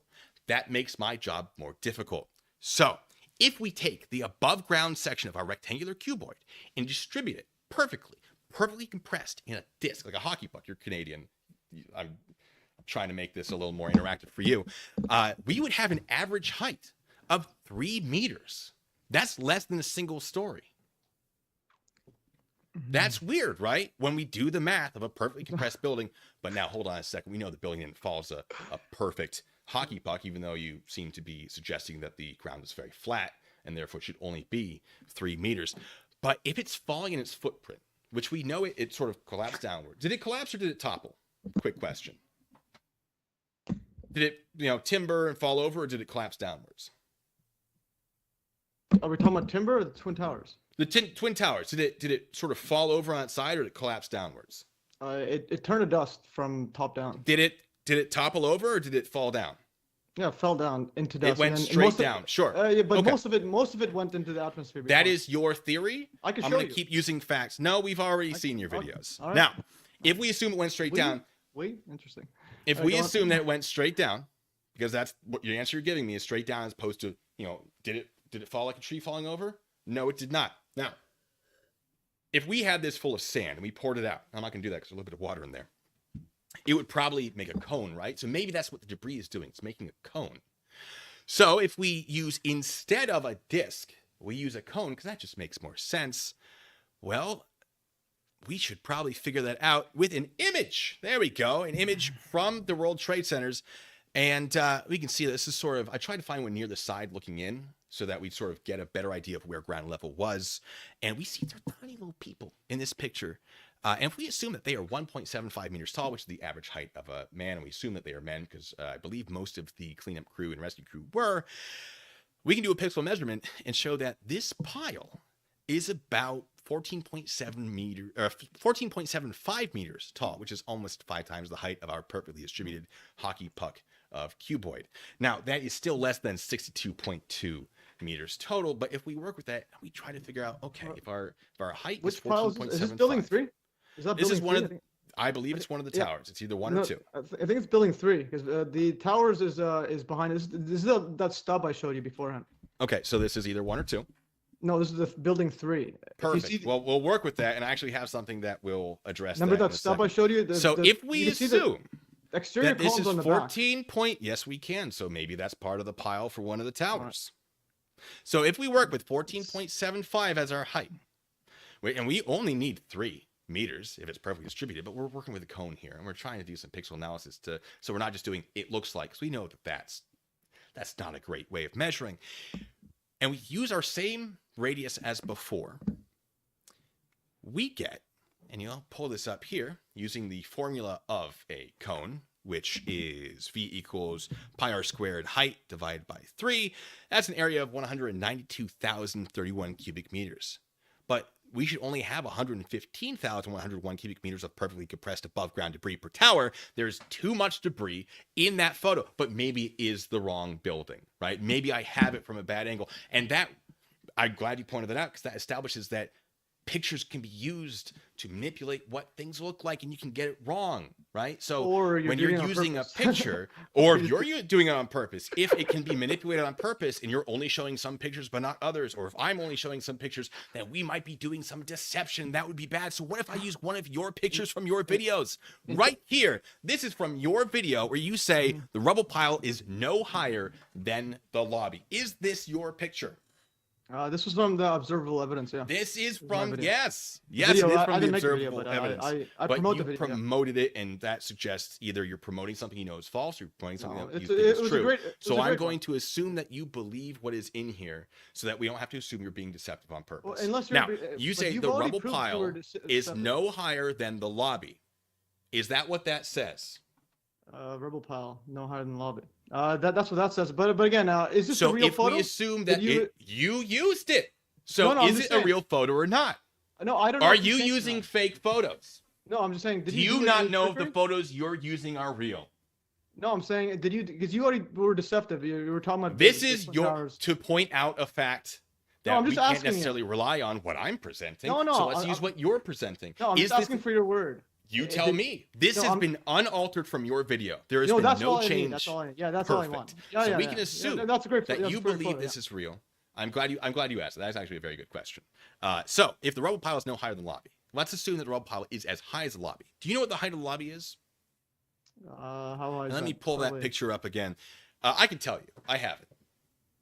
It's 20 meters. The lobby is 20 meters high. I was only using 14.75, but if you're promoting this idea that's the height of the lobby, that's an extra 6 point whatever meters that I get to work with. So let's do the calculation on the volume of a perfectly compressed cone in the footprint of a single tower. Now, that would be, if I pull it up,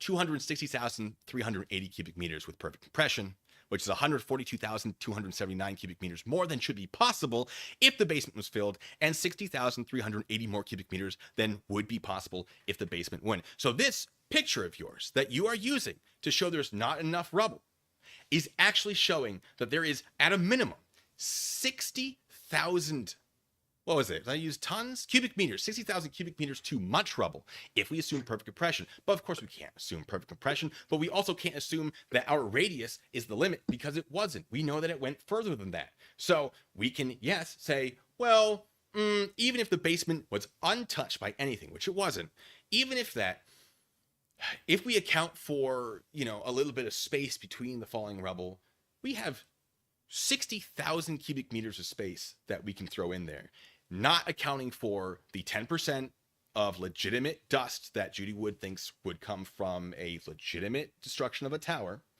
and not accounting for the debris that was outside of that inner radius, because that wasn't the only radius, that was the inner radius of where the heaviest debris piles were. Now, I'm not done yet, but I've already established that it could be too much debris. Maybe this is a fluke. Maybe it's just a single pile. The towers were adding to each other. So I have the LiDAR data too. And I have that here. We can see that this is, in fact, from Judy Wood's book. This is a screenshot of it, a photocopy of it, because I have that as well. And to my viewers, if you want a copy of the book, I can lead you to where it is on the internet. You won't have to buy it. We have this. This is the 3D render of the exact thing you had printed. It's also a 3D STL file that you would put into a 3D printer right here. If we take that, and this is scaled to scale, I checked 3 buildings to make sure that they were the height that is listed as their official height, to confirm that they were at the correct point and that this was scaled properly, and then set to ground level.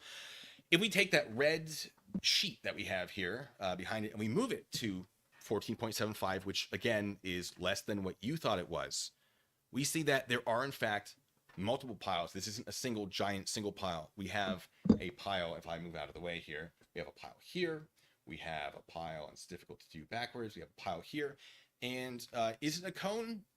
Well, if we have that height, yes, we can see that there is still some conical stuff. The height piles or the piles, they do in fact get bigger. So mathematically, if we turn off our it looks like, and we start saying, okay, well, let's actually do some calculations based on not only the LiDAR model that you have 3D printed, which is very cool. I think that's very neat.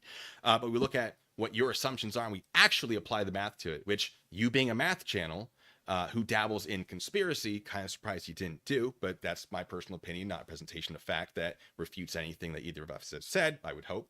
I would think that this would be very easy to do. This doesn't require that degree that you have, the multiple degrees that you have. That doesn't require, this is high school level math. And it proves that there is more than enough rubble based on your own numbers. All right. So let me just grasp what just happened. Sure.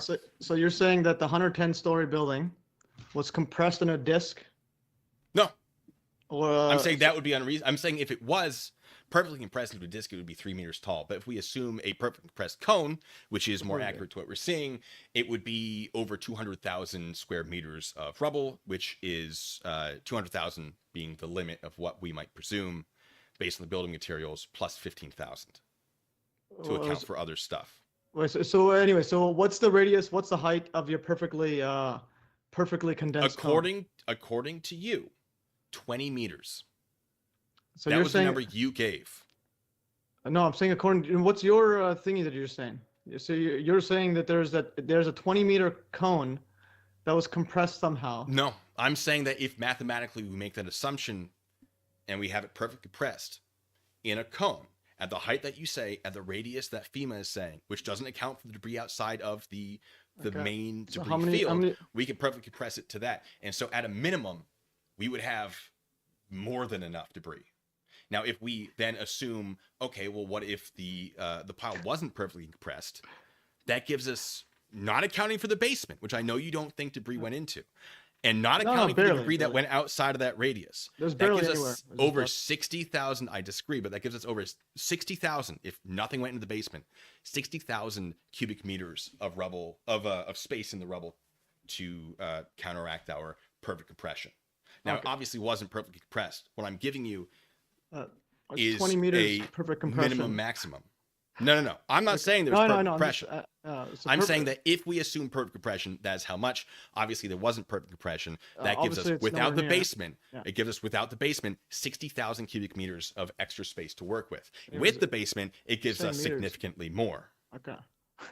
And that doesn't account for the dust that Judy Wood said would be in a legitimate demolition. And it doesn't account for the debris that is outside of that radius, that we know to be outside of that radius. I have given myself a more difficult task by saying, we're not going to account for this big area. We're going to shrink it down to where only the biggest pile was. I've made it more difficult for myself, and I've still given you 60,000 without the basement cubic meters to play with when it comes to the compression of the building. You don't have the math, I assume, to back this up, because you're laughing. What I have done is establish that I have a problem. I have a problem. I just laugh. I agree. You do. I laugh when absolute nonsense. Oh my goodness. That's math. You're a math channel. Did I do my math wrong? You did life wrong. But anyways, so did I do my math wrong? Did I do? That's a ad hominem fallacy. Did I do my math wrong? All right. So we got fallacy guy throwing stuff out. You are the fallacy guy. I'm just calling you on it. So this is why you didn't send me the Excel sheet. Well, we never agreed to. What an Excel sheet? I don't have an Excel sheet. I have a PowerPoint. We didn't agree that we'd be sharing notes. I didn't look at your notes because I don't care. I have math. All right, but anyways, I just asked for the stuff. But anyways, so you that did, was and I ignored you because why would I give it to you? Yeah, because again, you're not interested in truth or anything. Fallacy ad hominem attack. Oh, yeah, hate to see it, ladies and gentlemen. What do you got? All right, so we're doing a live stream. We're trying to cover some evidence, and then we got some absolute. Oh, I'll hit it again.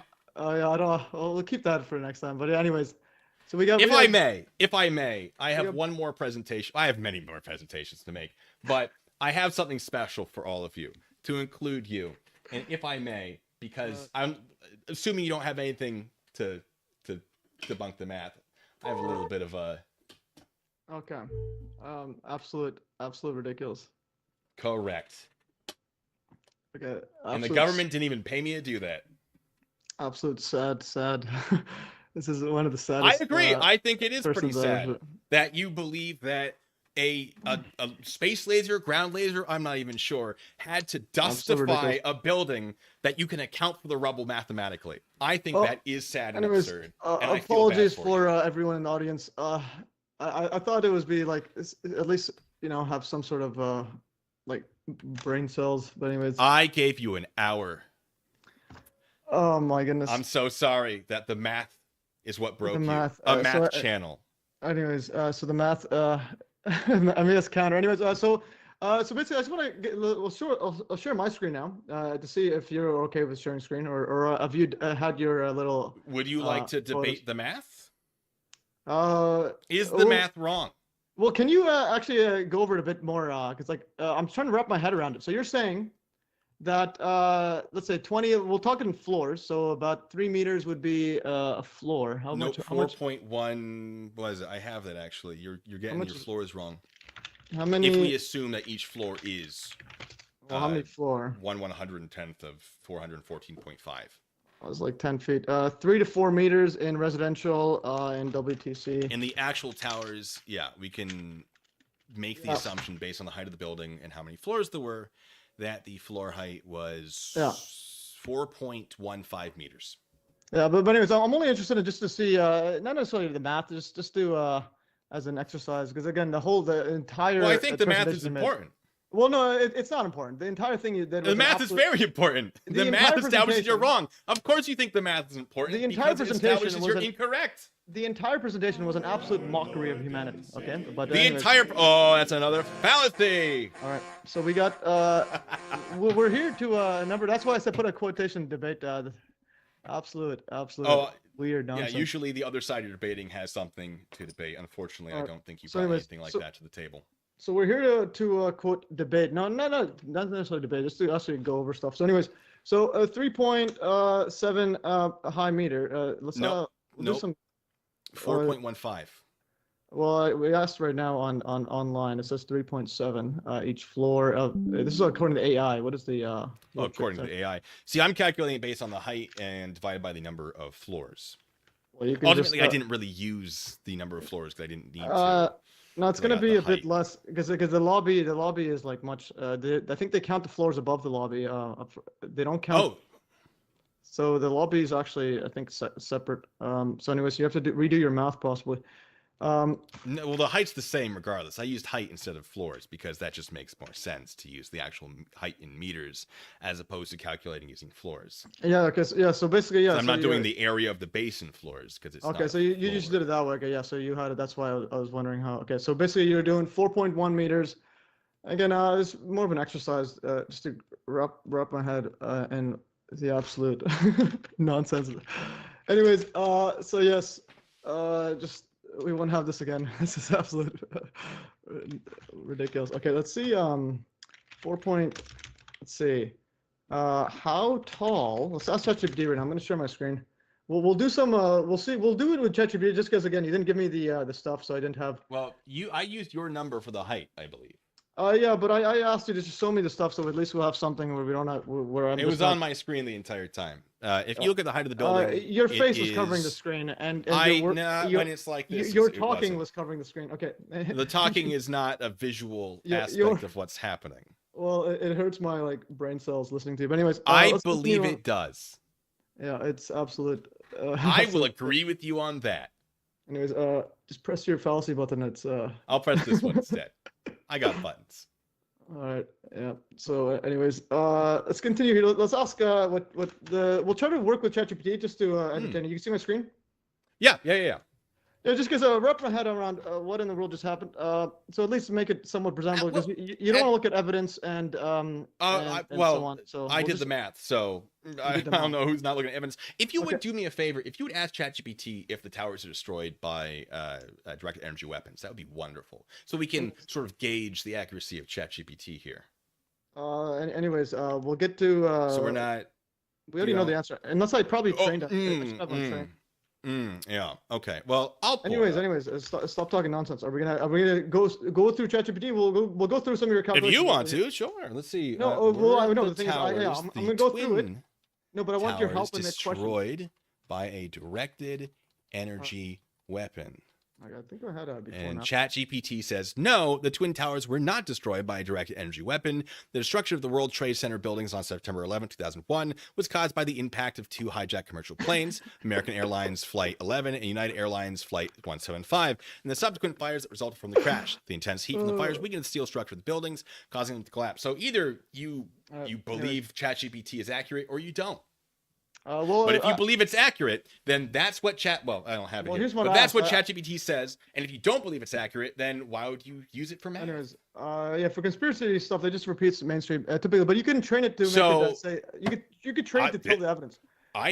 Here's the before and after photo. This is just ChatGPT.com. So here's I'm on ChatGPT. You can see my screen. Yeah. Yeah. So here, what technology, classified or unclassified, could possibly turn these towers to dust, as shown in the before after images, and it gives its appear to be 3D models before and after. One of them is unclassified technology, structural collapse, energy release. Other one, the energy-based weapons, etc. So yeah, are you saying the energy-based weapons are classified? Well, yeah, the stuff that exists, it's like Hutchinson effect and so on. Okay, so what you're doing is telling me classified information. Is that correct? Anyways, no, is that correct? Is that correct? Anyways, the towers. Because my question becomes, how do you know this classified information? I will not move on from this. Well, because there's no public tech that turns steel to dust. But there's private tech that you know about. 9/11 proves it. But there's private tech that you know about. 9/11 proves it. But there's private tech that you know about. 9/11 proves that this exists. That is incorrect mathematically, as we've shown. So, no, what is your source right now? Do you want? What is your source? What is your source? I said I will not move on from this. What is your source for this the classified information? Oh, the rubble pile. The rubble pile is tiny. Which we've already shown was not tiny. No. What is your source? No. We've already shown mathematically that you are 60,000 cubic meters above what you need to be in a perfect compression. What is your source? Okay, you're just talking stuff that someone gave you, but anyways. I did the math myself. No, I was gonna go over your mouth right now. I don't even know what you're saying. What is? I will not move on from this. What is your source? This one right here. Who is the source of this classified information? This right here, and speaking about that, yeah, Judy Wood actually had a key tam case. So Judy Wood, and she lost. Judy Wood is getting information. Yeah, it was dismissed by the Supreme Court. She lost. Now, anyways, so Judy Wood got information from a source that had this classified information. Is that what you're saying? Case as well. Anyways, okay. Are you saying that Judy Wood had classified information? Why doesn't it show that I got to sign in? Are you saying that Judy Wood had classified information? Just press your nonsense buttons already. Okay. Are you saying Judy Wood was sharing? I'm not. Why? I don't know why you think I'm going to move on from this. Why do I have then this, answer the question: was she not sharing this classified information? Let's double check. Was the information she's sharing classified or not? Anyways, let's double check. Was the information she was sharing classified or not? I'm waiting on you. This is all you. Was it or was it not classified information? It's like I don't know what's going on with this guy. It's like I'm gonna have you answer if you're ready to answer the classified information question. Yeah, those are all. You just assume it once you see the tower. Are you saying that because turning to dust could be a lot of things? She has said, and you are repeating that it was some sort of space laser. So a cold-directed energy weapon. You have said that. No. You have said it was a cold-directed energy weapon, or you have implied that you believe that to be a possibility. Cold-directed energy weapon, yes. That is what I said, yes. Similar to the Hudson effect. Where is that information coming from? The Hudson effect. Where is that information coming from? John Hudson has he signed his affidavit. You can see his video. Okay, and so he's sharing classified information. He's showing technology that he did experiments with, and then you could and specifically something that could take down a tower in 2001. Yeah. And that would be classified information. Yeah, he was able to do it, and then it's obviously going to be classified. Okay, so you agree that it was classified information. Yeah, we all know this. One could. Okay, well, if you say that this is true, I know, but you're certain. You're certain. I understand where you're at. You are certain that this is correct.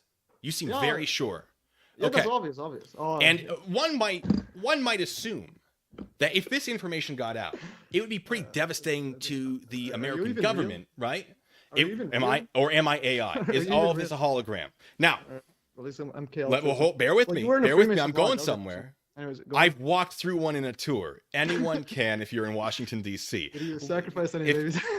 Okay, fine. Now, if this information became public, that the United States committed this attack against themselves, do you think it would be harmful to the United States?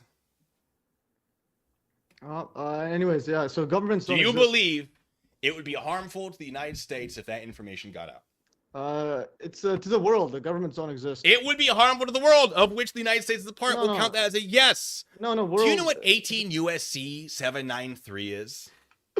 All right, you don't. Let's say you're in lawful possession of classified information that you are sharing, right? Because this is classified. It came from, there was an affidavit and everything.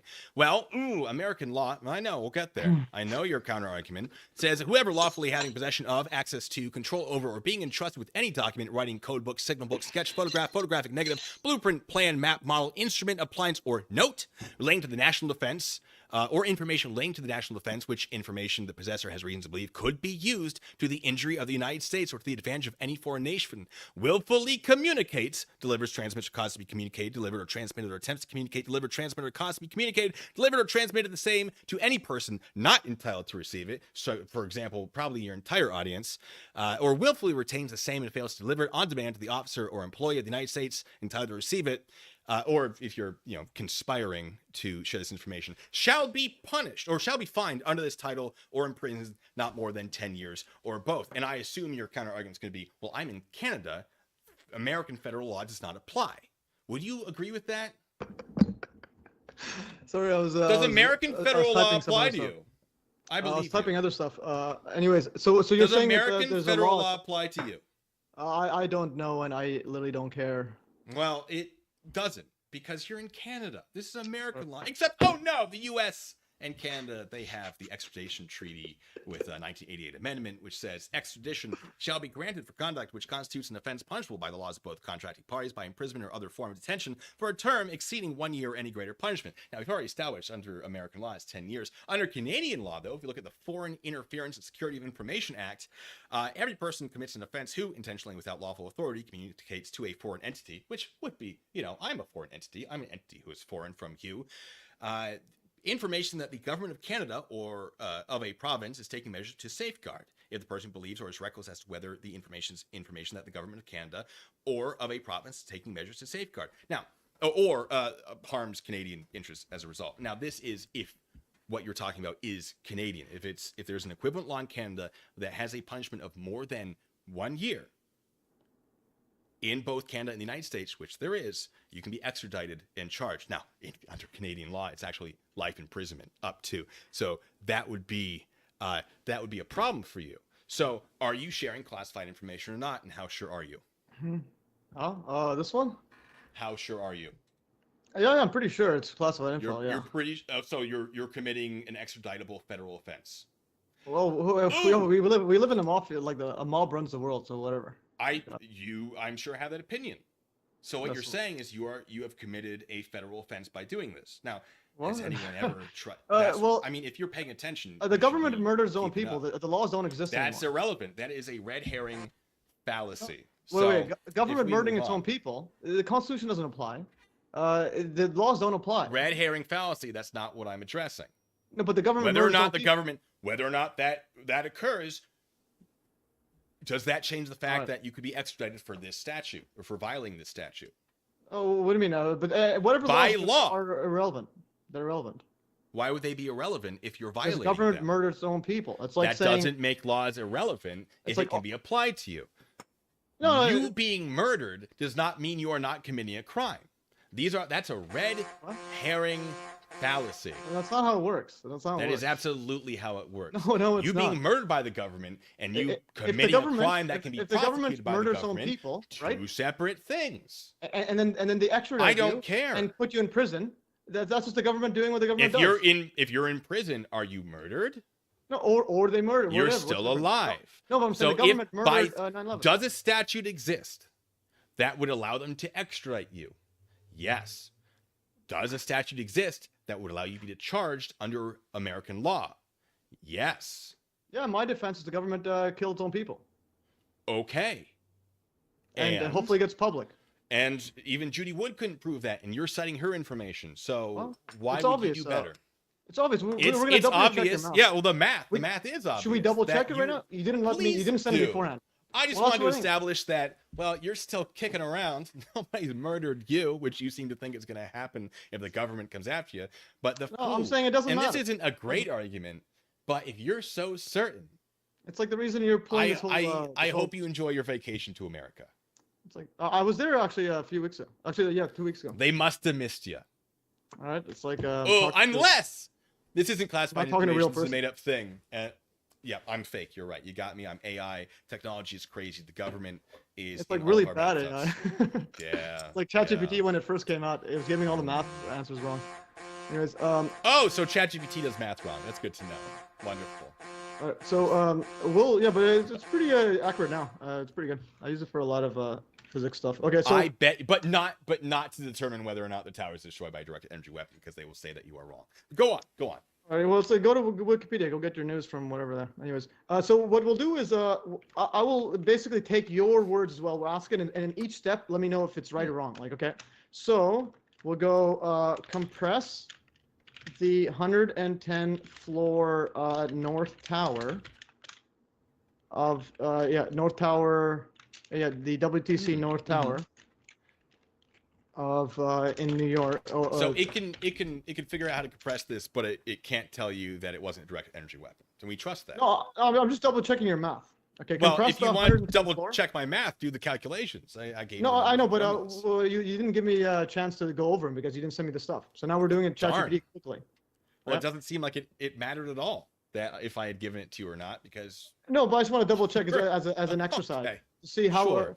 Well, why not just do the math then? Why use ChatGPT? Why not just do it by hand? You're a math channel. Surely you know how to do high school level math.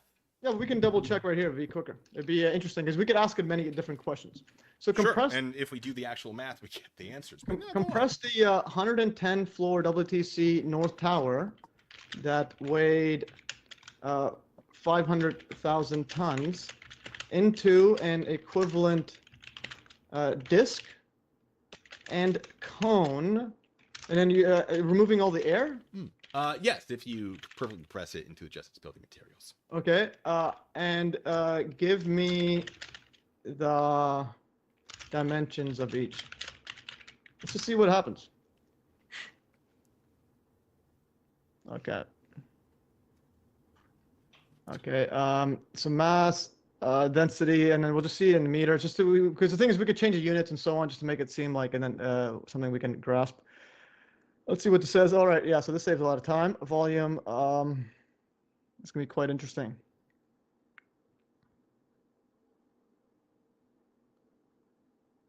All right, let's see, yeah, so you wanted me to go over this all live. Okay, so it says here, disk would be 1 meter, and it would be 163.5 meters, but the cone says 50 meter height, no, 100 meter height, and 50 meter radius. Okay, so make the radius. What radius do you want to use, though? Well, why would you use a 50 meter? When we were using for the radius, I believe 113. 113.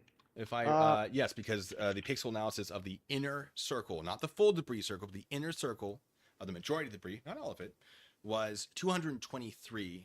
Sorry, did I say 113? Let me pull that up. Should we do it? I want to do 208 feet instead.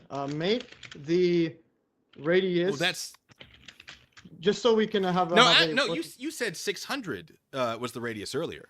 No, I'm saying that the radius of the each twin tower. Yeah, earlier in the video you said 600-foot radius. No, that's 182.9 meters. That's the letter G. I said about 600 meters, probably. Let's see, from the center. From the tower. Feet. No, if this is 200 feet, another 200. This is probably even less. This is 200 here, 400. So we're changing. Probably 500. Again, it's hard to tell what it is. Sure, yeah, give it a 500-foot radius. No. By all means. No, but that's just tiny rubble pile. What I'm trying to say is. No, use the tiny one. Use that small amount you think it is. No, go 500 feet. Footprint first. No, but what I'm saying is the rubble pile is here. This is the rubble pile. This is just like pretty much ground level. We're not talking about. We're talking about the pile now, not if it was shrunk into its own footprint. If you're saying the debris radius was, if you're saying 500 feet now. All right. Use 500 feet. All right. Well, what I'm trying to say right here, this is like ground level, and they're walking on it. And the photo you showed before was a different photo. This is okay. So use 500 feet, and you said 20 meters. 20 meters to feet, whatever that is. So these are the photos right here. I'll show you the building 3. This is the one that you said, hey, look, it's a big rubble pile. Well, building 3 rubble pile was bigger than the Twin Towers. And the building is tiny. Okay. See, then I used your image that used 20 meters instead. This is what you showed. That's not what I showed. I showed a different from a different angle of this one. Okay, I used this. No, because there was none of those steel. There was none of the steel. I used this. No, the other one. I'm talking about the other one.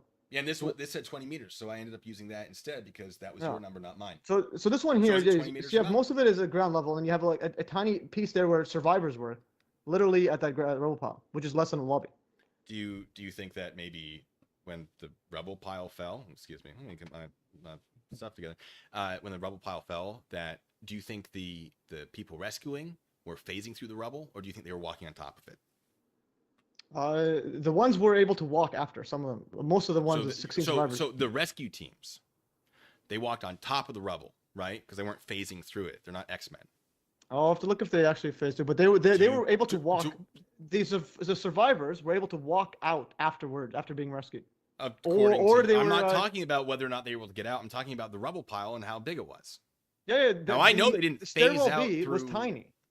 And it was in the center of North Tower. Because we're talking about the entire rubble pile, not a single stairwell. Yeah, but that stairwell is not being crushed by anything. Okay. So that's the question. So you're first of all, that's why I was laughing like half the time and wondering and like questioning my existence. I'm not worried about whether or not that was the strongest stairwell in the world. What I'm trying to discuss. No, I'm saying nothing's on the. what I'm trying to say is your whole calculation, because obviously it's complete nonsense. But you're well, these photos prove it. But anyways, I'm using your photos. I'm using your 20 meters. He's saying using. It's like just look at the photo. Did I put 20 meters into the calculation? That photo, those photos have nothing. They don't have a 110-story building compressed into anything. Yeah. That's a great photo. 20 meters high is what you're saying. You are saying the rubble pile is no higher than the lobby, establishing that the rubble pile was at this rubble max. pile. So, and there were multiple rubble piles. We only calculated one. If you look at the exterior columns, in fact, we can look at the rubble piles at, what is this, 7.375 meters. And let me get you a closer look. And look, there's multiple piles. We got a pile here and a pile here. This is the thing that you have in your kitchen right now, that 3D model. It's the exact same one, just in a computer where I can do very accurate measurements. So if you want to say that, well, one pile is this, one pile is that, okay, and we have a pile here, and all these are above 3.375. Now, if we go to 14.75, which is still less than your 20 meters, we have a pile here, LiDAR demo here, and there's a little bit here. Now, if you think this LiDAR information is no good, well, then you can't use your 3D print because it's from the same thing. This one, it's the same. It's probably the same thing. I'll show you the video. I'll share my screen right now, so you can see the video of the one where you got from Memorial Museum. But it's pretty much the same thing. But yeah, it's pretty much the same thing. It basically shows barely little rubble anywhere, and you see the building 6 a complete hole in there. And okay, so we'll show switch screens. We'll show here. Yeah, so there should be even more rubble if there are holes in the ground that rubble's going into, and yet we're still getting 14-meter high piles or 20-meter high piles. No, inside building 6, there's minus. Okay, I'm talking about building 1 and 2. All right, so now we're talking 1 and 2. Okay, first we have building 3. We've always been talking 1 and 2. I was talking about all 7. Okay. All 7. Well, my calculations were for a single tower. You only have to find 200,000. Okay, so you see my screen here. Earth here, and this is just a little trick that I'm going. Okay, so this is the LiDAR data. The guy that sent me it. Yeah, so he's gonna zoom in and out. It's similar to that one. And does he do any measurements, or is it another? Well, it looks like, because yes, measurements. That's how you would find this out. Dude, it looks like it's not enough. Well, when you do the math, it's not enough. Anyways, does he do measurements? What I'm trying to show you, these one here. If your answer, I can't hear you. All the stuff that are floating above with the water, that's all the ones that show that it's below ground level. So these holes are below ground level. Tray table back up. Okay, does he do measurements or not? All right. So anyways, does he do measurements or not? Are we playing the looks like game? Anyways, just because we're playing the looks like game, it looks like it's enough rubble to me. I guess we're in an impasse, which is why we did the math. All right, guys. Anyways, how are those in the chat enjoying this? How are you in the chat enjoying this? I'm having a wonderful time. I can't wait to do this again sometime. Don't worry about it. Don't worry about it. I believe it. Okay. Yes. It's one of the saddest things I've ever experienced. But anyways, I agree, you have to do what you have to do probably for different reasons. We have to do what you have to do for work, so we'll continue on. So the other one I wanted to show was let's have a closer look at the stairwell B. Sure. Survivors. Okay, so this one here, we will go pile. into the stairwell B. I do want to remind you that I can only do 2 hours of this. Okay. And you're coming up on, you have 7 minutes left. Oh yeah. Let's. Oh yeah, just to let you know. Yeah, just so we can put a timer right here, sure. or yeah, we'll put a timer. Let me know how much time you want, and then once we get it, we'll end it. Sure. Give me a timer. You're saying right at 3, so 7 minutes, or anything different? That would be perfect. Yes. Okay, 7 minutes. We got 7-minute timer. This shows up in the URL right there. So let's see what we can go through. We have 7 minutes, so we'll go through a whole bunch of stuff. Sure. And okay, so we'll go Plexico building. This is a good one. And Seattle Kingdom, actual rubble piles. We'll go and share that, and I will see if I can pop this out. So I will go and let's see what we have here. Yeah, so I also have a 3D model right here. This building right here. This is the Plexico 2017. It was demolished. You see my screen? Oh yeah. Sorry, let me pull that. Yep. Yeah, so because you're doing your usual faces. I'm making faces in the chat. Sorry, go on. Yeah, it's a bit weird, but such is life. Welcome to my channel. Again, it's a TikTok generation. Oh, I'm too old for that. I'm an ancient guy. Okay. So we have it's all the children blood that I bathe in with the whatever something. That's a joke. Yeah. I don't. It's all right. You could have made the delivery a bit better. I know. You know. I usually joke about bathing in children's blood, so I'll have to practice that one. Is it children's blood? I thought they drink the adrenochrome or something. Yeah. Because they get that allegedly from children. I couldn't think of the name of it. Adrenochrome. I don't know if they. I doubt they would bathe in it because that's too valuable. Like it's they would probably use regular. It does seem wasteful. I will agree with you on that. Like I think do you have like a stand-up comedy in your background? I've done it once as an emergency. Oh really? A friend. It wasn't good. I'll give you that. It wasn't good. Yeah, I did get some laughs. I was an opener for somebody else, and no, I was saying as a compliment to him. I'm not actually saying. I appreciate it. I appreciate it. No, you're funny. I just have like a, I kind of view all like everything as a joke. But anyway, so here is the so this one here is the this is I think that what's that building called? This is the Plexo, 2017 Plasco building had a bigger rubble pile than WTC Twin Towers. So here's actual evidence. So there's a comparison. You can compare it up in the 3D model. I can send it to you if you want to double check. So I got these from a website that gets actually to scale, then I put them all together. So I didn't actually make these because I do not do that. So there's the Twin Towers, and there is the Plexo building. And let's see how go back now. So now, okay, I'm gonna have to view. Yeah, so now you can see the Plexo building. This is the one over here. It's absolutely tiny, but then look at the rubble pile there. That's an actual rubble pile. Like that's massive. And now you can see the Twin Towers. The people are walking literally at ground level. This is the base. So we're talking right here is the base. There's nothing there. There is no like giant disc compacted into a cone or some weird stuff. The exterior columns are right there standing. These are the ones at the ground level. These aren't just some random ones that start to spike in there. It's literally at ground level. And there's, I think, is that building 6 or something? But anyways, so this is the rubble pile of the Twin Towers. It's as much or slightly, like at the center of them. I think when they put it together or went up. But anyways, that's Plexo building for your audience to see. And this is, this majority of the Twin Towers is less rubble than this one here. And that is this tiny building. This tiny, tiny building. And this is a steel skyscraper. And the steel is going to be way more. And especially with the steel was interesting is, because we're not even talking about the demolition. We're talking about if you have a steel right here. Okay, Strawman Falls. You have this Judy person in my chat. I think it's one of your one of your bots or whatever. Anyways, this one right here, the steel skyscraper. If you're not cutting off every single member there's going to be a literally giant part sticking up because it's steel. It's not going to be just completely go neat and tidy into a tiny disc or cone or anywhere near disc or cone, even if you multiply by 10 plus. Anyways, so that's that. Where does South Tower go? I think we have how many minutes? 3 minutes. I was going to show, okay, this one right here. So for your audience, this is an absolute mind-boggling video. We'll move this away. Okay, and this is the South Tower, the North Tower. Look at the before and after. We'll play it.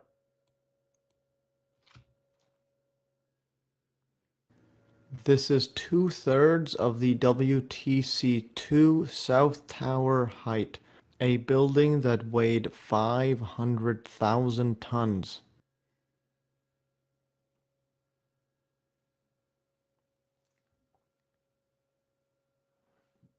This is a view from the east side. WTC2 is shown on the left, WTC3 is in the center, and WTC1 is on the right side.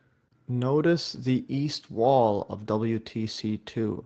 It somehow vanishes, and what could be seen now is the remaining portion of the west wall.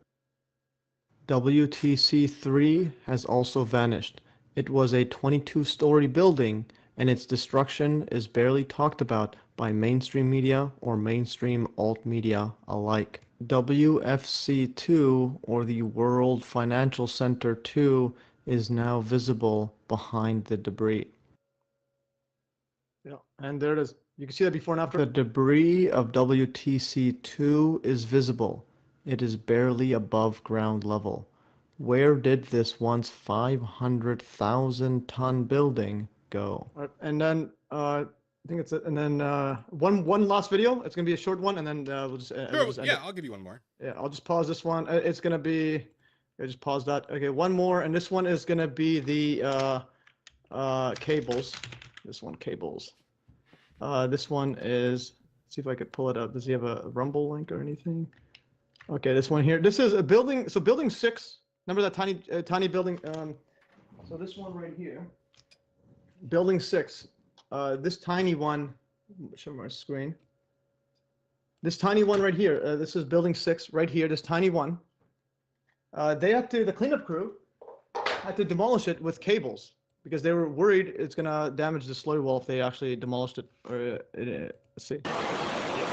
Oh, we're getting ready to pull building 6. We had to be very careful how we demolished building 6. We were worried about the building 6 coming down and then damaging the slurry wall, so we wanted that particular building to fall within a certain area.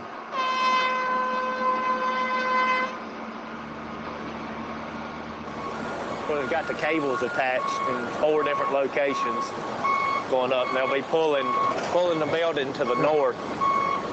It's not every day you try to pull down an 8-story building with cables. So 8 stories, they're worried about damaging the slurry wall. And again, as pointed out many times, the rubble pile and the basement's absolutely tiny.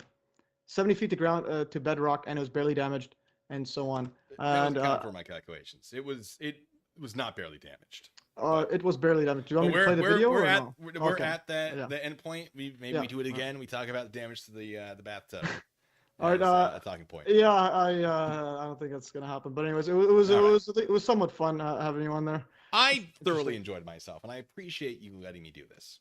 Yeah, no worries. Thanks for having me. Because usually others don't want to even get involved in this. Other agents don't want to get involved. Not yet. There's still time. Yeah. But they're hiring. What's interesting is there's more agents that push the explosive demolition stuff, like those Richard Gage and all those guys. You might know him at your Masonic Lodge. He does them. He's definitely a Freemason. I believe that you believe that. Yeah, no, definitely. All right. Well, I'm sure I'll see you around, and you have yourself a lovely day. Yeah, have a good one. All right, and yeah, have a good one, and see you. Hi, chat. Did we have fun? I had so much else ready to go, but yeah, the American Fathers, you're entitled to your opinion. But mathematically, and he is a math channel, so I didn't think that would stump him nearly as much. I didn't think he'd have to use ChatGPT either, considering that. Now, he will say, like, oh, well, he didn't give me the notes. That was never an agreed upon thing. And if... no, I get it. It's sort of hard. I mean, he could have asked me to slow down. He could have done a lot of things. Did I move pretty quickly? Yeah, I wanted to get through it to make sure we got to all the points. But I would have absolutely allowed him to be like, well, hold on, let me check that math real quick. Absolutely. Absolutely.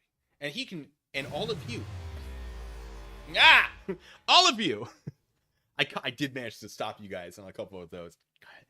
All of you can go and see all that math. And if you can't see it very well, I could probably do a community post with the images of the slides themselves.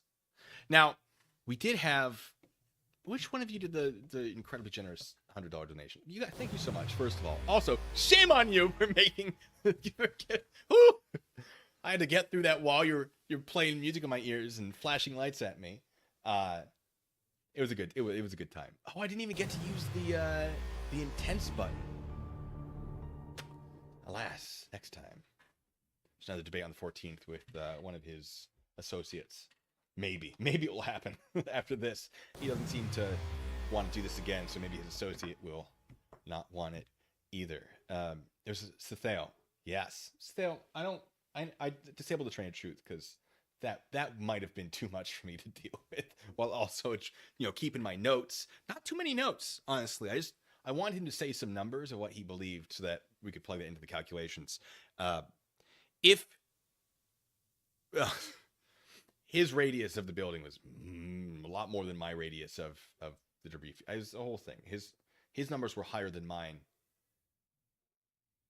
And my numbers, which were lower than his, that's how that works, established there was enough debris. Of course, assuming perfect compression, but even assuming not assuming perfect compression, we had 60,000 cubic meters plus of uncompression work with, in addition to the outer radiuses that we didn't even calculate. We just swept everything into a smaller area, which makes it harder to actually calculate a reasonable number for me. It only does favors to his theory, not to mine, because now I have to account for more debris in one place, and I did, mathematically, to a math channel. I'm very excited that I had this button ready, though. I'm very happy with that one. Now, still, I do have a celebratory, because you donated. I have a celebratory bottle, a little tiny thing. Let me just pull this up here of Johnny Walker Blue Label. If you think that I should start sipping this bad boy in celebration, I'm there. American Fathers. Judy's book is evidence that she wrote a book, but I think chapter 9 is where she talks about the debris pile. She doesn't actually do any math in it. She just goes, well, where is it?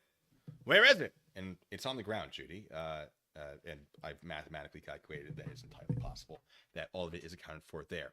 I think it's chapter 8 where she actually does some of the math, but not addressing the actual debris that you would expect to see in distances. She does a lot of, well, what if? Well, and if MES wants to talk about cherry picking and out of context, especially when I gave more context than he did. That got me. I was dying inside. I was having the best time with that. She does that. She takes a lot of interviews and only takes sentences that she thinks. She's like, yeah, they looked up. They're like, where's the tower? It collapsed, dude. Because the thing is, the towers collapse. You have firefighters, people in the debris, doing recovery. And then finally, when the debris started to settle and they could see up, right? They could see some of the sky. And there's no tower there. And it's like, you live your entire, however long, since the 60s, with the towers there. And then all of a sudden they aren't. And it's a very, probably, I assume, a really intense sort of thing to, like, this thing that I've known my entire life is gone. And how sobering that must be. And she uses it to imply that it just disappeared. No, there was, as we know, a lot of dust. Yeah, there was a lot of dust. The building did not dustify improperly. But, as they're working through dust and as it finally starts to clear, they look and there's just no building. That's what they're talking about. She cherry picks that. And that's her evidence of these cherry picked interviews. Not the math, not the science, just they didn't know where the towers were. No, they knew because they were digging through it. But yeah, NIST or NIST, they said it did collapse, American Fathers. They were very clear about that. Obviously, it collapsed. The building collapsed. What we didn't actually get into is if it was a directed energy weapon, why would the buildings collapse? If it was hit up top, that would reduce the strain on the towers? Because now you're a good portion of buildings evaporated? Surely? That's its own topic. I had that ready to go, and it didn't come up. I had a few side topics just in case. For example, no, American Fathers. I said she thinks it turned to dust. I said he thinks it turns dust. Again, context is important. It's very important. I don't think the building's poofed into dust. I'm using their words to establish what they are saying. If you could pay attention, that would be great. Her book is full of math and science. LOL. What do you have in qualifications? Oh, that's a fallacy. I have a button for that. What is that? That is I have a list.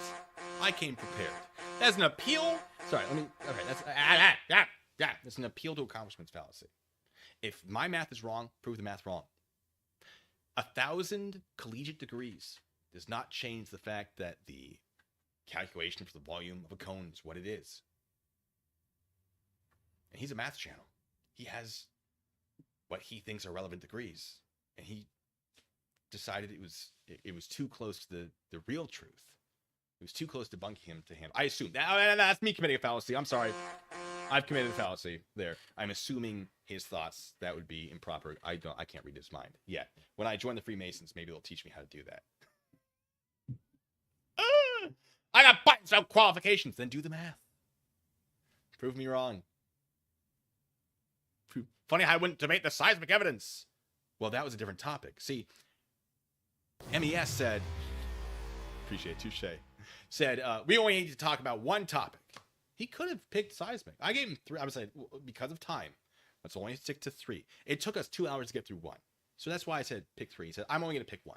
The seismic data does not establish what he thinks it does, but that was not the topic of discussion. So, of course, it didn't come up. You see how this works is next time if he wants to debate the seismic readings with me, absolutely. If any of you wants to debate me, leave a comment after the stream is over, and we can try to set up a time or a topic. If we want the seismic data, let's do the seismic data. I would love to. I have all my buttons ready because that's all I have, right? According to some people, I don't have any qualifications, just buttons, so it should be easy. And yet, a math channel wasn't able to address the math. Now, you could argue I didn't allow him because I was too focused on trying to figure out where he was getting his information from, because I think sources are important. And I also think violating federal law is kind of a big deal. But it's all there. All that math is there.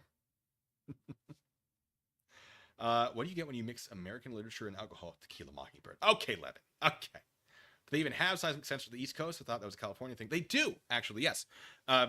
Some of the conspiracy theorists say there's something about how it's not a seismic zone. I think actually Judy, in one of her papers, if not the book itself, says New York is not a seismic zone, which is not true. They have earthquakes. They absolutely have earthquakes. Not necessarily to the level of California, but yes, there are seismic sensors. Dr. Nimrod says, I would try to debate you, but I think we are both on the same side of the argument for this conspiracy. I agree. And I would love a good, honest debate. I don't think MES ever intended to give me a good, honest debate.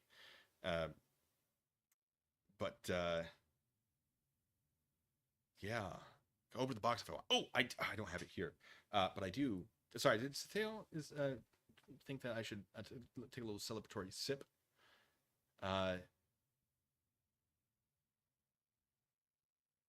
Dust in the wind. Yes.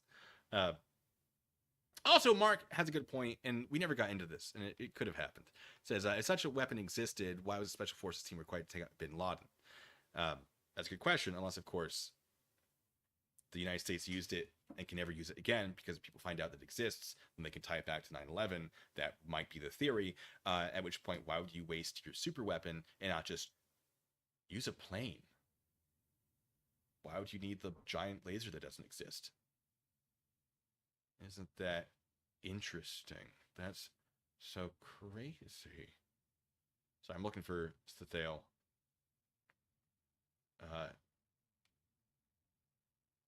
Okay, Lemon. American Father says, correct, he wanted to limit the scope to hide the facts. Hey, so there's this neat thing about staying on topic, and the topic was the debris pile. The seismic data does not establish that the debris pile was too small or too big or the right size. The size of the debris pile, or the materials of the building, and the measurements that we can presume from MES's own images, where he measured it, that's what can establish whether or not the debris pile is too big or too small. The seismic data is entirely unrelated to the size of the debris pile. Now, if you want to argue that the seismic data is wrong, you shouldn't need the size of the debris pile to do that. That's why it's a different topic, because it should be able to stand on its own. And if you are suggesting that it can't stand on its own, then it's not really a good argument. And that says drink, and I toast each and every one of you. Thank you so much for being here. I'm going to keep streaming for just a little bit because I am having the most wonderful of times. Oh, I forgot how much I love this stuff. I don't love the price. Oh, and that second, the aftertastes. American Fathers, of course I'm not covering the seismic data. That can be a future thing. If you want to debate me on that, let's debate, but later in the future when I have time. This is the end of the stream in general. Lemon coming in with the jokes. All right, what did I miss while I was busy making faces at you guys and admonishing you? Lyndon Boston, thank you so much, says you deserve a drink after that. Actually, you know what? Let me go through you guys and thank you all individually for being here and for supporting me and all your shenanigans. PTW Media has super chat. Thank you so much. Says drinking a White Claws with my pinky out. Cheers. Very classy. Very classy. Oh wait, no, there's stuff before that. All right, Mark the Sarcastic Law Student, thank you so much. It's been a member for 29 months. That's too long, Mark. What are you still doing here? I'm kidding. Thank you so much. Says, I should thank him for reminding me to remind Blue Bacon to take my damn money. Just take it. Please. All right, Touche, I'll get the box. Give me a second. I don't want it, lol. And then Mav says, take my money too, Blue, because he knew that it would pop things up like that to harass me. Thank you. So Lisa Alcazar, been a member 18 months. Thanks so much. Says, get him, Blue. I think I did pretty good. PTW Media, we already addressed you, you greedy guy. Sorry, thanks again. Mav 1911 again with the it's not a firearm sergeant bit. very distracting. It says, does this work? Is the train still connected or broken? The train is not still connected because I knew that I remembered to disconnect that because the physical thing, I forgot to stop the rest of it. It's fine. PDW Media, thank you again, says, he sounds like digesting DeWitt Tet. I don't know enough about, I don't remember all of that. That was young me. Tank Guy, thank you so much, says, this guy I know and won't name says I'm right, so that means there's no debate. Yeah, he was real certain with like, I know it's right. I know it's right. I have this opinion. I know it's right. And therefore it's right. That's not how that works. You gotta have some facts.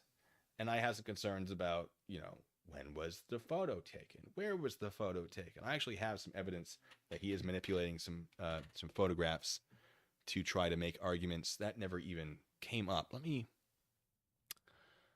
Oh, we didn't even get to the hologram bit. I'll save that for later. There was a good bit. I had some stuff. Is it this one? Oh, yeah, it is this one. All right. So, let me find my foot pedals here. We had... Oh, no! Nice guy, thank you. Thanks for debate. McFlatty? Is that...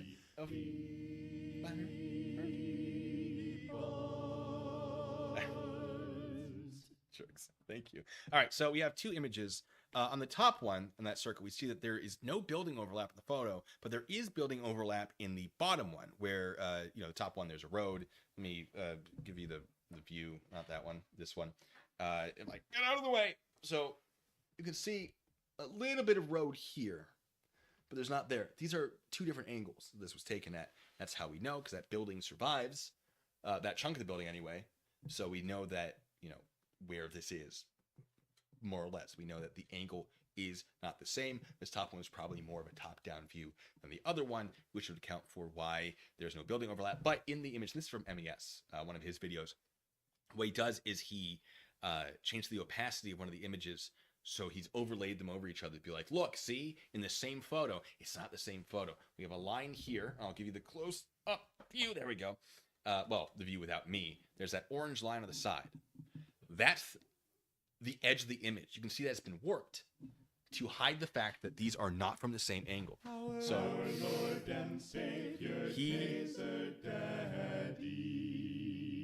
he has altered his photos. We never even got to that. That photo alone beat your argument. The one that's been altered, I want you to listen to yourself. The altered photograph beats my argument. The one that has been altered by him.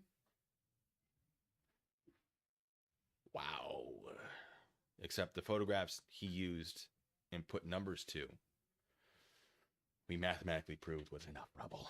So, Mav, thanks so much, says, Blue, a pickle for the knowing ones. Makes much more sense. Makes much more sense with this level of alcohol. Timothy Dexter's genius. We'll have to do a reading of that one of these days. Now, where was I? I was somewhere. Tenkai again, thank you so much. It says, love drinking lead paint and showing no evidence. Now. We don't know he's drinking lead paint. Iceblade, thank you for being a member for 27 months. My goodness, thank you guys so much. Started the drinking game for every time he says, so anyway, I'm 32 shots in and the world is blurry. That's dangerous. Go to a hospital. Stale, for my God, a too generous amount. Thank you so much. This toast to you. Says, yes, we are, lols. I think those were replied to, are you guys having fun? Or something in the chat, because I was leaving you guys little messages. Jennifer's tooth, okay. Kind of felt like a debate with a bean. I'm gonna get to you. Okay. Thank you. It says soft sit vibes. Conspiracy theorists, they play a very similar game. Mav, thank you so much. Again, says, I'm wasted from the drinking game. Nothing makes sense anymore, and now I want a pizza, and birds aren't real. That's right. Birds aren't real. Marvin Heemeyer. Is that who I think it is? It's Marvin Heemeyer, Killdozer?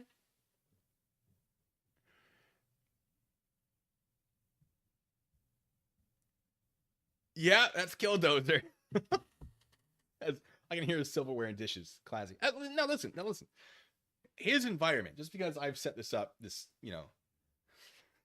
whatever this is, does not mean that he is wrong for being in his kitchen. That's not, the evidence he presents is what does or does not determine the accuracy or correctness of what he's saying. His environment, not so much. But also, yeah, there was background noise. And then Sergeant has super chatted. Thank you so much for that. Says, can we get another channel that doesn't like me either to join the debate and then let them talk? That would be certainly interesting. They'd probably team up against me.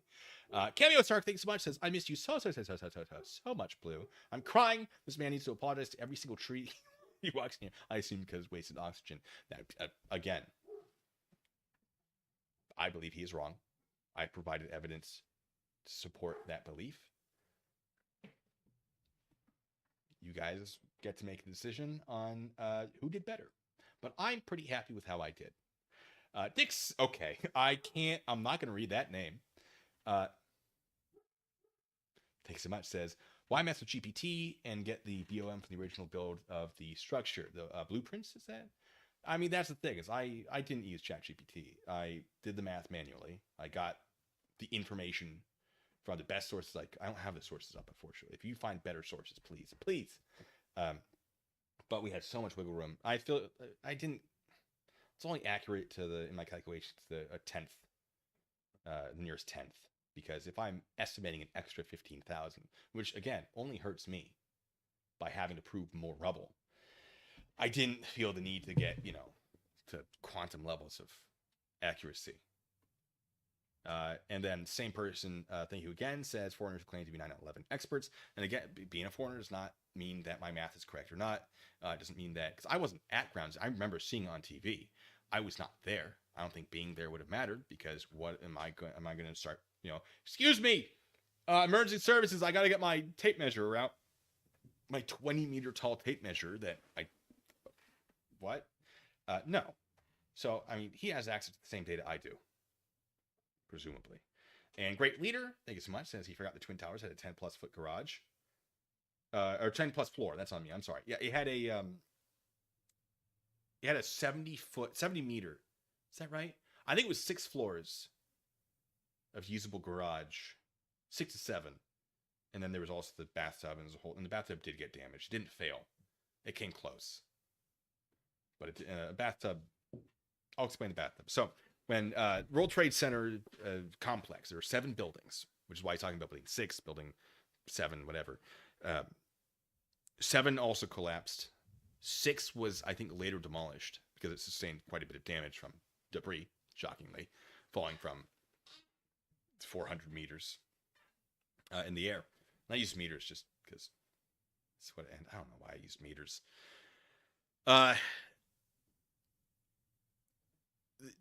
Because they had basements, they dug, 7 floors of basement is a lot. 24 meters, something? I don't remember. I use the numbers. I don't need to use the numbers anymore. The Hudson River's right there. So their basements were below the water line, the water table. Probably words I'm using correctly or not. I don't know. And they had to put in slurry walls. So concrete and then a slurry and then I think concrete again. I'd have to look into the exact makeup of it. It never became relevant for what I was preparing for. So they put that in. And then they had the basements, so that there was basically a retaining wall. And the retaining wall was, the buildings basically were pushing out on it against the force of everything on the outside of it. So when the buildings collapsed, a lot of that force was reduced, that was pushing out to stabilize the forces in play. And there was damage. There was a lot of debris. They had to do some very quick repairs to it, because if that wall had failed, and they were worried it might, it probably would have flooded the entire. I don't know if this is probable. I saw someone discussing it where there was a chance it would have flooded the entire subway system, and then someone else is like, and New York wouldn't have been what it is now, because now you don't have transportation other than the above ground transportation, and people would have left. And I think that's a really interesting thing to look into. I'm not saying that that's a fact that promotes anything, other than there was damage to the bathtub. In case you're wondering what the bathtub is. Where was I? Tenkai, thank you so much, says, my head hurts. Yeah, it's the thing. Touche, thank you for being a member for 25 months. I really appreciate it, all of you. And of course, you, because you have a package. I'm going to go find it. Linux Guy, as we addressed earlier, I need to debate McFlatty regarding flat Earth. I have to get into flat Earth first. I do have a video, because there's this whole thing like, okay, well, gravity's not real. It's caused by our flat Earth, allegedly. I don't believe it's a flat Earth, but the theory is, for some people, because they don't seem to agree, the Earth is actually accelerating upwards. And that's what gives us the appearance of gravity. But if that's the case, there are certain fluid dynamics that wouldn't work correctly. So I have a fluid sim that I have to render, and then I'm going to make a video about that. And it's going to be, I have scenes I want to shoot outside of this garage, which would be lovely. Hopefully really give a real nice cinematic, probably hot garbage video, but it's going to be fun. So yeah, I do want to do a little bit on that. I don't know if I'm going to go full into it, but yeah. And Mav again says blue. Oh yeah, we did the pickle thing. There's this book. It's wild. About a pickle. It's a pickle for the knowing ones, I guess is the name. And I tried reading some of it, and it's just, it's nuts. All right, Thale, thank you so much. It's kind of felt like a debate with Bean. It's not mine. And then Judy, you got this thing for being a member for 24 months. Or Judy, you bought this, as the joke is now, because I loved that joke. Whoever said it in the chat, I thought that was hilarious. And I've changed her nickname on Discord to be that, in case you were wondering. It says, I bet you another swig that MES is claiming victory with his chat, because of course, yeah, you win. I will also assume that is correct. And I never did this with the intent to convince him he's wrong. If he's this deep into it, he's not going to get convinced of that. What I wanted to do is provide another side of what he's saying to anyone who's curious. And now I get to take away that argument from him anytime he brings it up in the future and say, mathematically, no. We had an entire 2-hour thing about it. I even let you speak for an hour with some interruptions. Minimal. But yeah. How many bots do I have in the chat? If you are not a bot, would you mind putting one in the chat? I don't pay for bots. I don't pay for views. I don't pay for subscribers. I do have reason to suspect, not proof of it, but reason to suspect that, in fact, MES has in the past at some point bought views, and that stems partially from the fact that I have that as a thing, because in case he tried to play the viewers game with me, it was October 2022. He lost almost 1 million views on his channel. That's a lot of views. Doesn't mean he was getting views from bots that were then terminated by YouTube and those views were removed, but that is a distinct possibility. I do not do that. 9/11 Revisited, December 14th, yes. It says, when you and I talk, you will have the first talking opportunity. We'll see. We'll see what happens. I appreciate that. I don't really know what you're planning on bringing up, so I'm probably going to let you bring things up, and then I'll ask some questions. But I'm going to do it how I do it. You have now had a taste of how I do it. And if you would like to, if this isn't to your liking, I'm not going to hold it against you if you decide that you don't really want to deal with something like this. I get it. There we go. I get it. I really do. But I like to have fun. So, yeah, we're getting some ones to the chat. Yeah. Yeah, the talking points, it was emailed to you. Yeah, you gave me the... Oh, yeah, no, there are a bunch of... Oh, there's some twos. Okay, guys. All right. All right, let me get the box. Let me... I got a little gift from Touche. Thanks, Touche. And let me find... What am I looking for? Bear with me.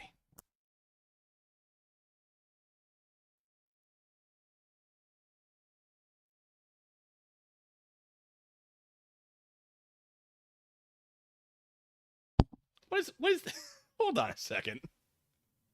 That's not right. Let me fix this for a second here. Okay. And then I'm gonna leave and come back. Let me just change the old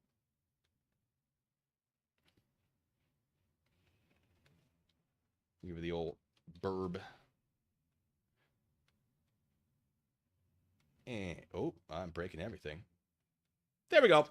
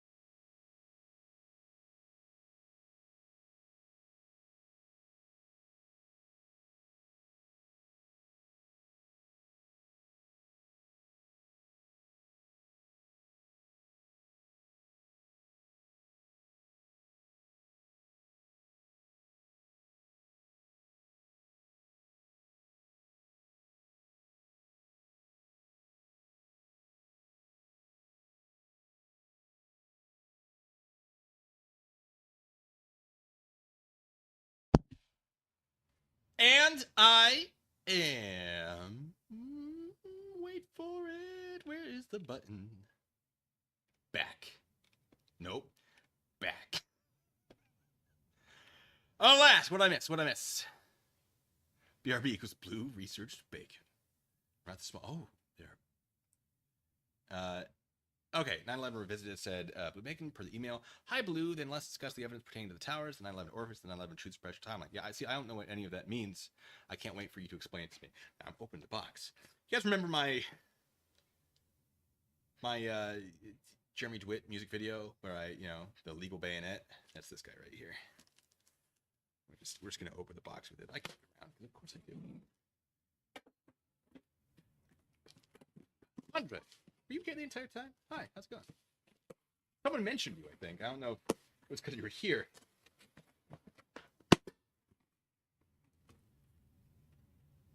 (9/11) says, 9/11 Revisited says, are you demolished 2 weeks before we talk? I genuinely don't know what that means.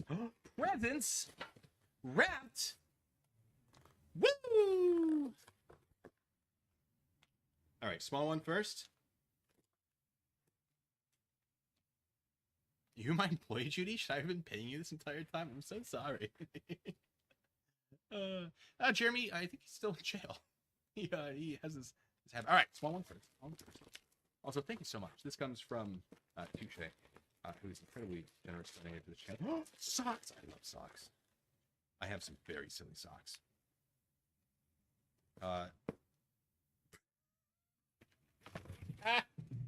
Hold on, let me give you a closer look. All right, these are great. They're they are Bob Ross socks. Yeah, I'm wearing these later. Not right now because I don't have enough space to feet properly. All right, now we got Touche. We got the short one. We got the long one. Tell me which one next while I take a little ship of my alcohols. Got a bit quiet. No, I probably not. Hello. My God. Hold on.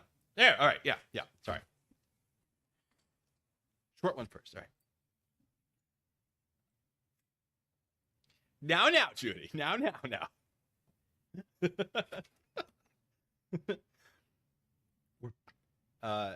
It says it was explained in the email, so go do your homework, sweetie. I'm sure you think it was. All right. I'm sure you believe it wasn't all nonsense. We'll find out. Can't wait. Oh no, TJ. Oh, Drac! Thank you so much. Says, when are you playing Phasma with Artie? Oh, I tried that. Oh my God. So, we tried that in VR, and I had to adjust my headset. And if you've never seen Phasmophobia played, you obviously, Drac, you have. But you're basically doing ghost hunting. And there's a non-VR version.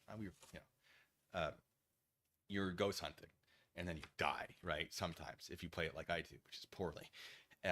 And when you die, like these hands come and like that, right? Scary stuff, especially when it's in 3D on your face in VR. And so I was adjusting my headset, headset, and I put it back down, and my hands are right here. Like I'm dead. Ha! Oh wait, no, that's me. And that's the last time I played. I'm like, this is awful. It's not that I'm not great at horror games. I don't mind. I love a good haunted house in real life. I stopped going to them because the urge I go through them like this, and the urge, I twitched once, like I'm about to punch a dude who jumped out at me. I went, I can't do this ever, because if I punch a dude, that's assault. And then after that, realizing they can't touch you, there's no threat. So you just go, okay, and it was a mixture of me sort of seeing behind the curtain, obviously, that's how it works, and then me worrying that I'm going to accidentally punch a dude in the face, which is not a good thing. This isn't, I couldn't join the military because I'd punch him in the face. Like, this is literally me worrying that, because I'm like, oh, defensive posture, right? Like, oh, scary things. And then there was just, oh, that would be wrong. That is bad. And yeah, because I have a reaction to it of like being jump scared. And so I tend to avoid that. And that's why I have not played Phasmo Authority. Because I'm worried I've punched a wall in VR before. Not horror games. It was Blade and Sorcery. And it's not fun. And I worry that it would happen. Dr. Nimrod says, Blue Bacon, your music video about, I'll paraphrase here, a delete laws, has been suggested to me by YouTube several times today. I thoroughly enjoyed that video. It was so silly. Not as much as I enjoy the Sovereign Citizen video. God, I love that one.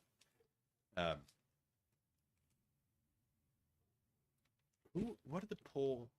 I think I did I win using math and logic? That's the poll winner. Sorry, it's a rubber. It's a rubber band revolver. That's incredible. Touche. Thank you so much.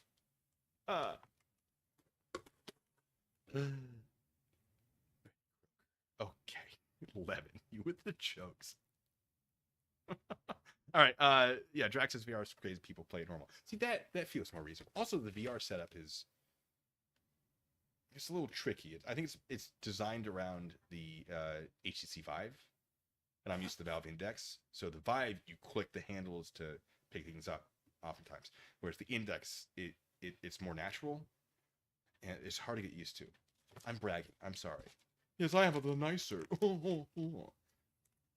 It's yeah. Yeah, I love VR so much. It's so expensive to. I mean, well, the Facebook stuff, the Oculus. What a deal! I actually have one of the development kits for the Oculus. I bought it before it came out because I had army money. You know, it's not much, but I wanted it before it was released, which was silly of me. I should have waited. It was very difficult to actually get it working. When it did, oh my god, I'm playing War Thunder with it. It's incredible. Oh yeah, okay. Well, there's an entire setup I have to do, which is perfect. Something to do. It keeps me out of the pool halls. God, so excited about that. All right, next gift. You say you're too kind. It's a rubber band submachine gun. Oh wait, what? With an ejection drum magazine? It's a Tommy gun. What?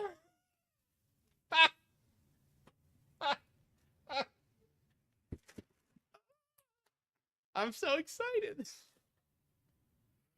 That's amazing. Oh goodness. Yeah, Tommy gun, see? Alright, let me put this back in before I lose anything. God, thank you so much. So early holiday good thing for this guy. Oh, that's so cool. Oh, that's rough. And now if I ever need, a fake firearm for YouTube. How are you guys, though? Okay, Lemon Tart's got more jokes. that are always amazing. Why did Kermit the Frog stage play get a standing ovation? He gave a riveting performance. Anyway, there we go. Oh, ThinkGeek. I remember when ThinkGeek was a thing before it got bought out by... Who bought it out? Don't tell me, I'm not going to look. Video game store that I never used. Really, someone know. Oh man, 9/11 Revisited. Are you going to be this sassy when we talk? I can't wait. See, I'm normally a pretty jovial person, but there's a saying I like to use that I believe I came up with, which is, I don't set the bar, I just stop by for a drink. So the way we interact with each other will be determined by the way you interact with me. And I would hazard a guess I'm much better at sass than you are. But I'm excited to find out. Oh, Mav, using my own words against him. With Fernando. Ooh, Fernando has a fighting chance. Fernando's my fake pool boy. Or was it Fernando? It was Fernando, right? He's fake. I don't know. Yes, it is Fernando. 9/11. Revisited. First warning, behave yourself. Not the kind of place. This is not that kind of channel.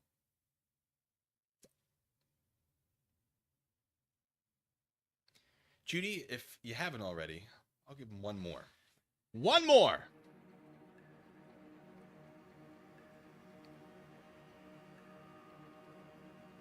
We'll see. I might just be doing this for nothing. There it is. Wait till the 14th of December. Y'all will get a schooling. That one was a reasonable comment. You're allowed to feel confident. No, I don't know. Fernando, he keeps to himself. What am I drinking? A little bit of Blue Label. Scotch.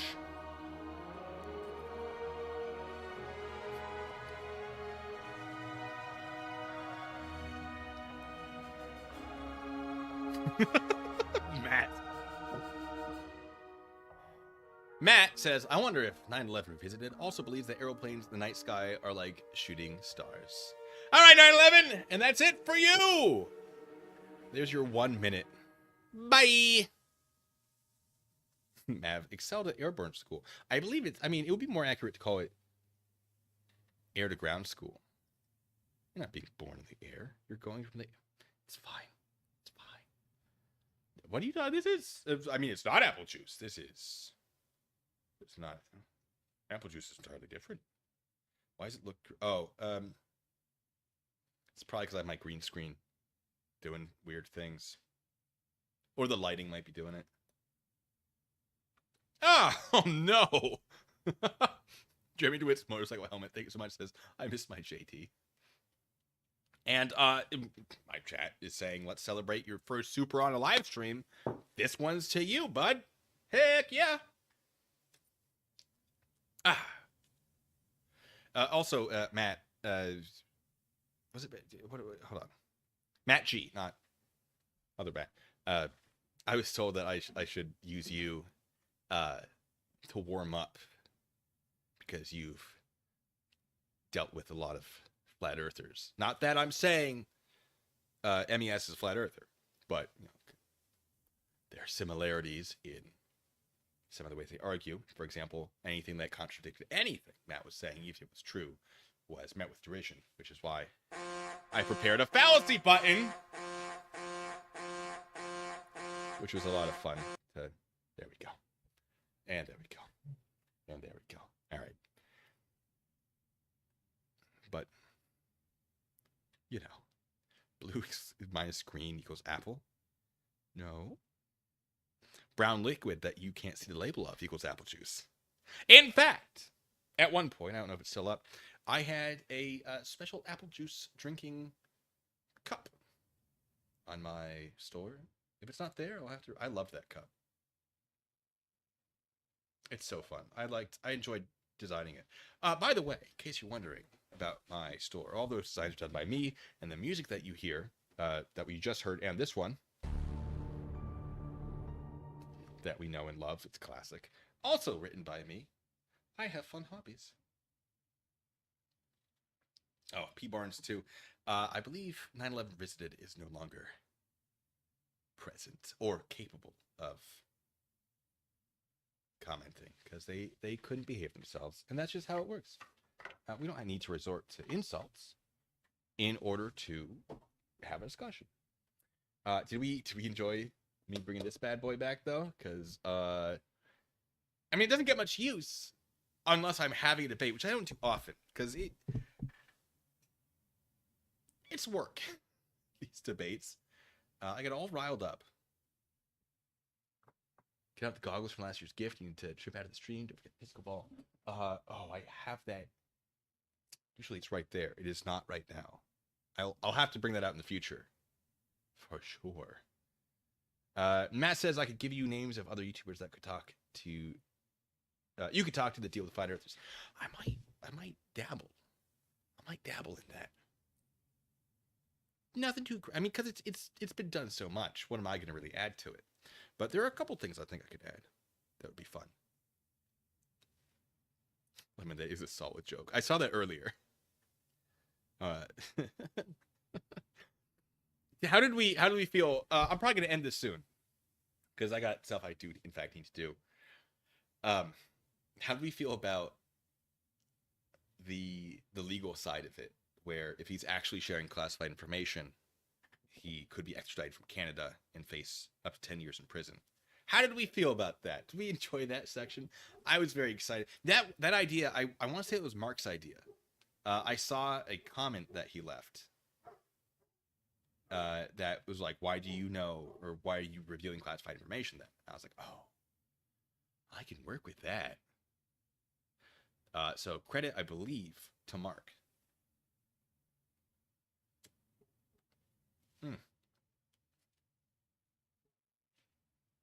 Thank you. It took a little bit to get him there, to get him to answer a question. But I think it was lost on him ultimately. I don't think. Yeah. Does the train of truth go to Guantanamo Bay? Not this one. This guy. You guys know the lovely train of truth there. For those of you who haven't seen the stream in a while and don't know what the train of truth is, anything over $20 usually. And today I decided it would have been too much because I have to stop it from going off the tracks. And so instead I'm saluting all of you with some of this not cheap whiskey. It's a Saturday, I'm fine. It automatically triggers and it will roll down and you get a single question to ask. It brings a question to me from you. I open up the envelope because that's what it brings, and I answer it. And I answer it. It is true. Every answer I give will be true. It might not be the answer you're looking for. It might not directly answer your question. So you can't be like, "What's your social security number?" And the train of truth will probably say something like, "It is a 9." How long is the social security number? It's a number, a sequence of numbers that you don't know. Something like that, right? So technically that's the true answer, just not the answer. So if you never encounter that, it rolls around right in front here. I've recently moved my lights, so now there's a big wooden beam in front of my normal background, so I have to now put something in front of it to make it look better. But now my lighting is much like the what's happening here. For example, these red lights, right, are much more visible now because the lights are much closer to me. So it ultimately is better, but now I have this big wooden beam. I just had to get a new hard drive because you know how mean hard drives are. But Black Friday, so wonderful deals. So a lot of my stuff isn't set up right now because I had to do a lot of reconfiguring. But I don't know that I lost anything super important. I lost data. I did. I don't know how much of it is stuff that I can't afford, or I need to get back. Because I think I have what I need backed up. So, Big Pork Little Bite, thank you so much, says, is there a Four Local stream in the near future? There might be. I don't know when. Not next weekend. I don't know about the weekend after that, because that's the debate. Second debate. Could you maybe do a Four Local stream after that? I do have a Four Local in my house, I think. No, I'm not. Well, actually, I don't know if I do. I'm not drinking it right now. Don't you guys get any ideas? But yes, in the future, I think I could.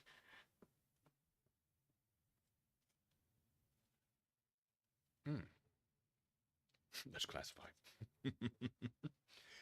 We did notice that his sources were very much. It's somewhere. It's something. It's something. It's somewhere. It's, you know. It's not a very good source. I mean, he did name Dr. Judy Wood, but like her book is not good. People, it's sort of like a 9/11 conspiracy Bible in a way. And not to bring religion into this. I'm not trying to suggest it's a religious text, but it's not what they think it is. It's the information is not good. Easily. And I'm not the only person who's gone in and looked at it and went, ugh. There are plenty of people who have gone through and you can track their math and the logic and all of that and go, oh yeah, no, what she's doing is not correct. But when you put a lot of good-looking information, and good-looking being, well, it looks like it probably is math. Some citizens do the same thing with, traffic laws. They put like a bundles together and go, there's something in there, I'm sure. Which is why one of the reasons they jump around topic, because they don't actually know the topics. They just know that there's a bunch of stuff, and they hope that one of them is going to be it, right? And so when you have a book like that, and it is organized, it's just not evidence. And MES did bring up the fact that she filed a lawsuit, and filing a lawsuit, as we know, as a person in one, I won't say more about it. We know that just filing a lawsuit is not a herald of fact. It doesn't mean that whatever you're filing about is true. It just means that you decide to file a lawsuit and make some claims. She did not win her lawsuit. What she was suggesting is the organizations, I believe, the organizations providing data to the government for their, to figure out what had happened, I think to NIST or NIST, however you want to pronounce it, I believe she argued that they had provided false data and that they should be held accountable for it. And that was the basis for lawsuit, if I remember correctly. And then she promoted, like, well, it could have been, they were wrong to not look into whether or not this could have been a space laser of some sort. And the Supreme Court, it got to the Supreme Court, and they just went, well, first of all, we understand that you are speculating that. And this is, it went to a lower court, and then she appealed it to the Supreme Court. They were like, no, they were wrong for saying that, thing. Basically, the Supreme Court said, well, if you're going to sue them for this, you have to show that, it harmed someone financially because of what you're suing them under. And you haven't done that. You haven't factored, like, what money was paid for a fraudulent report that you can't prove is fraudulent because you haven't put enough information in here to establish that. And it failed. Her lawsuit failed. That's not mean that she doesn't have that information somewhere. It just suggests that her lawsuit was not something that you would want to use as evidence that she is correct. Because you could file a lawsuit that is absolute nonsense, as we on this channel know. And Drax says, I said it, therefore it is fact. If I didn't say it, someone else said it, so it's still fact. If the internet said it, also fact. If you said it, lies. All right, I'm going to give you this one last thing before I go. I had this prepared, never came up. We didn't get to it. I let him have his hour because he was giving me numbers and information that I knew I could use against him, which is why I let him go on for an hour and I gave you faces to keep you engaged. Thank you for being engaged. 14th of December, Dr. Dimron, he's debating me next. He's the one that was really interested in having me debate both of them. He seemed to think that I was not willing to debate. He was very sort of aggressive about it. I was like, I didn't know that was an option. Let's go. And so that happened. Big Pork. I don't know. I'd have to. I don't have my stuff set up for that for VR. Anyway, but Totally. Sorry, yeah. That's why I gave him an hour, because he was giving me actual numbers. I'm like, oh, well, if he's giving me the numbers, it'd be really difficult for him to refute that afterwards of being the wrong numbers. And he was giving me bigger numbers than I was using for my calculations, which only makes it easier for me. So, what I had ready, and I'll do it again for 9/11 Revisited. Where is it? Somewhere in my slides. Oh, here we go. The Dr. Judy Wood theory. Boop. It's not that it matters that it's up there. I'll give you a closer look. All right, so MES's logic, this is what I would have said to him, appears to rely on three things. If it looks subjectively true, it is true. It's one of the reasons why I was so adamant by saying, so you're only suggesting it looks like as your proof, that it looks like this, it looks like that. That was the reason. We never got to this. Number two, any technology may be presumed to exist because the government can keep it a secret. Now, he did touch on that, saying, like, oh, lasers, technology, government, secrets, whatever he said. And also, the Freemason thing was wild to me. I took a tour that is a public tour. It wasn't public at the time, actually, because that was when I was supporting the presidential inauguration, security, National Guard, task force, whatever it was. So it was the equivalent of the public tour, not technically public. They didn't do anything. Like, we weren't initiated because it was a whole thing. Anyway, but it was the public tour equivalent.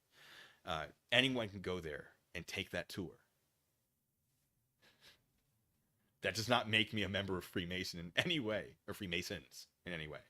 But regardless. Number three, a lack of evidence is merely evidence of a different aspect of the theory. For example, his cold directed energy weapon theory. In conversations in the past, we know that he seems to think that there's a directed energy weapon involved, and that his idea is that it's a cold directed energy weapon because there was no substantial thermal signature from it, which one might expect from a directed energy weapon, because it creates heat. The lasers, the Zeus laser, the Helios laser, whatever, he brought up one of those. They generate heat. That's how they destroy things. So now he's saying, well, you do that but cold or without heat. That's not a thing. That's not a thing. But the lack of heat should be evidence that it was not that. However, since it's not, we may presume that a lack of evidence is merely evidence of a different aspect of the theory. So using these 3 points of his own logic, I present the following theory, the Dr. Judy Wood theory. Dr. Judy Wood, this is a theory that I don't actually believe, but uses his logic. Dr. Judy Wood was a robot sent from the future to reduce our average intelligence. Prove me wrong. You know what? I'll break it down for you. She looks like a robot to me. And since this is a subjective visual observation, it must be true based on that first point. The logic, etc. Number 2.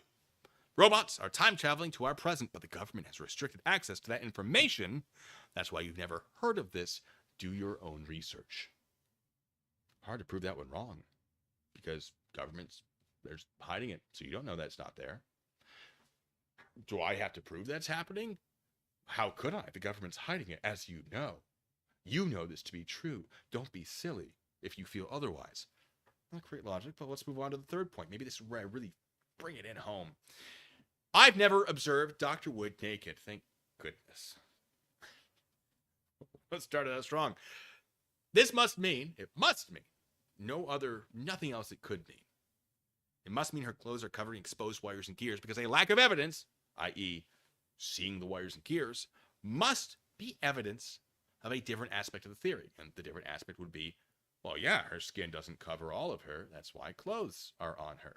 So, using MES's own logic, which he did present in some way or another, we just never got to this point.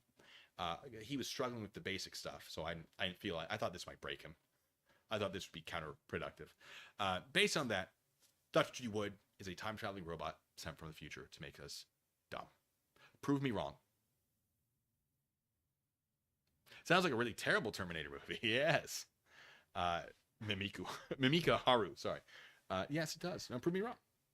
Because that's how logic works, according to MES, is if it looks objectively true, it is true. Any technology may be presumed to exist because the government can keep it a secret, and a lack of evidence is merely evidence of a different aspect of the theory. So using his own logic, prove me wrong. Go on. Someone make an argument before I get out of here.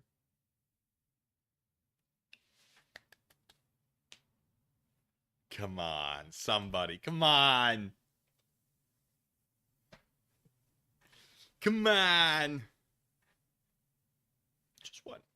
Just someone present a counter argument and tell me this is stupid.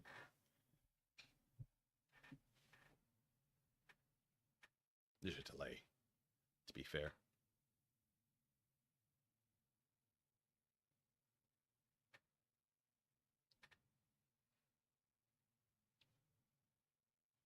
Nobody wants to, because they know it's dumb.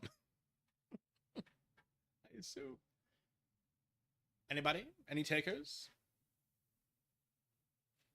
Be real awkward if I just haven't scrolled down far enough. No.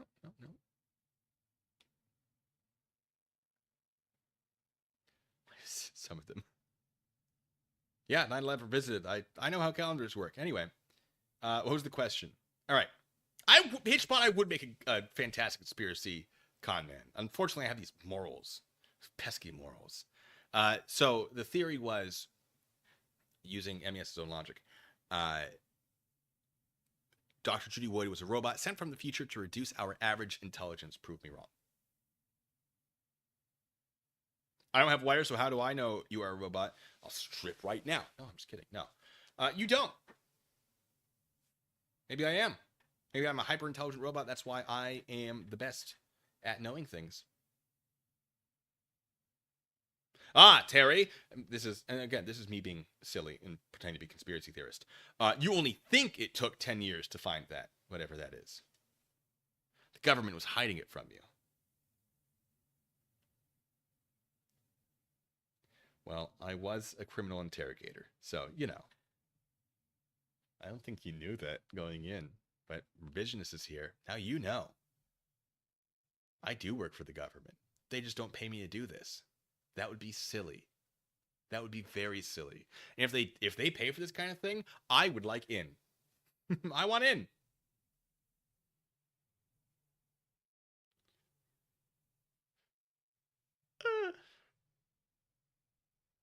Because insane laughter. Yeah, it was less difficult than I thought it would be to address his statements. He does have like a 900-something page publication, at least on the internet, that is, I believe, like Pizzagate. And I like opened to a page and it just went, nah, it's too much. I can't get distracted. This is something. If we can't get past basic math and he has a math channel, this is not going to work. You can see her skin. Yeah, but her clothes, under her clothes. That's where the wiring gears are. Prove me wrong.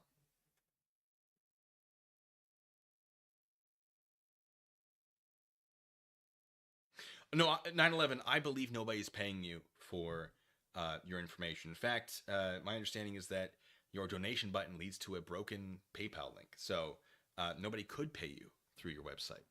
But that's its own thing.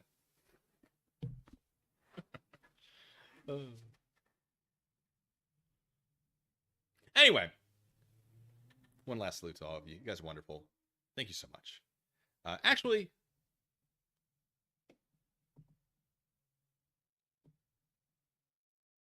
sorry, I was gonna check something. If you give me 1 second. Oh, wow, it's a good thing I waited. James, thank you so much for being a member for so long. My goodness. It says, getting to watch a bit of this reminded me of the old DeWitt and Four Loko days.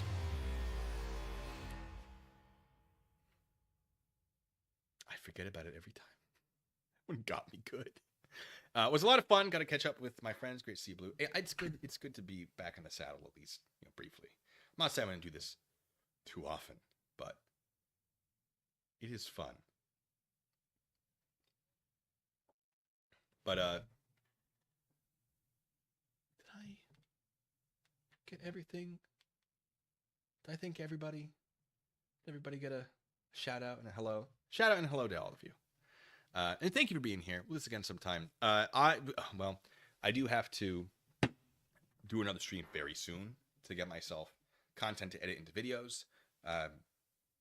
Some of them will be 9/11 related. They will not be monetized because YouTube doesn't like to monetize it, and I kind of agree with them. This stream is also not monetized, although that's not to say that you guys haven't been incredibly generous with donations, which, of course, absolutely appreciated. Not necessary, but very appreciated. Thank you. Yeah.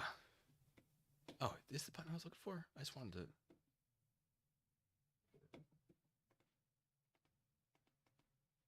Oh, it's just not working.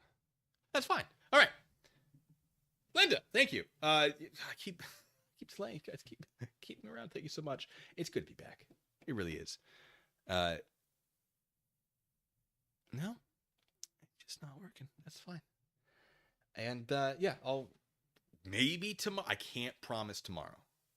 I can't promise I'll do another stream where I record the stuff for my edited videos. But if I'm going to do it, hopefully tomorrow. I don't know when, probably whenever I can. And yeah. Appreciate you all. So thank you all so much. And leave a comment in the comment section if you want to keep talking about some of this stuff. And until the next time, ladies and gentlemen, be good, stay safe.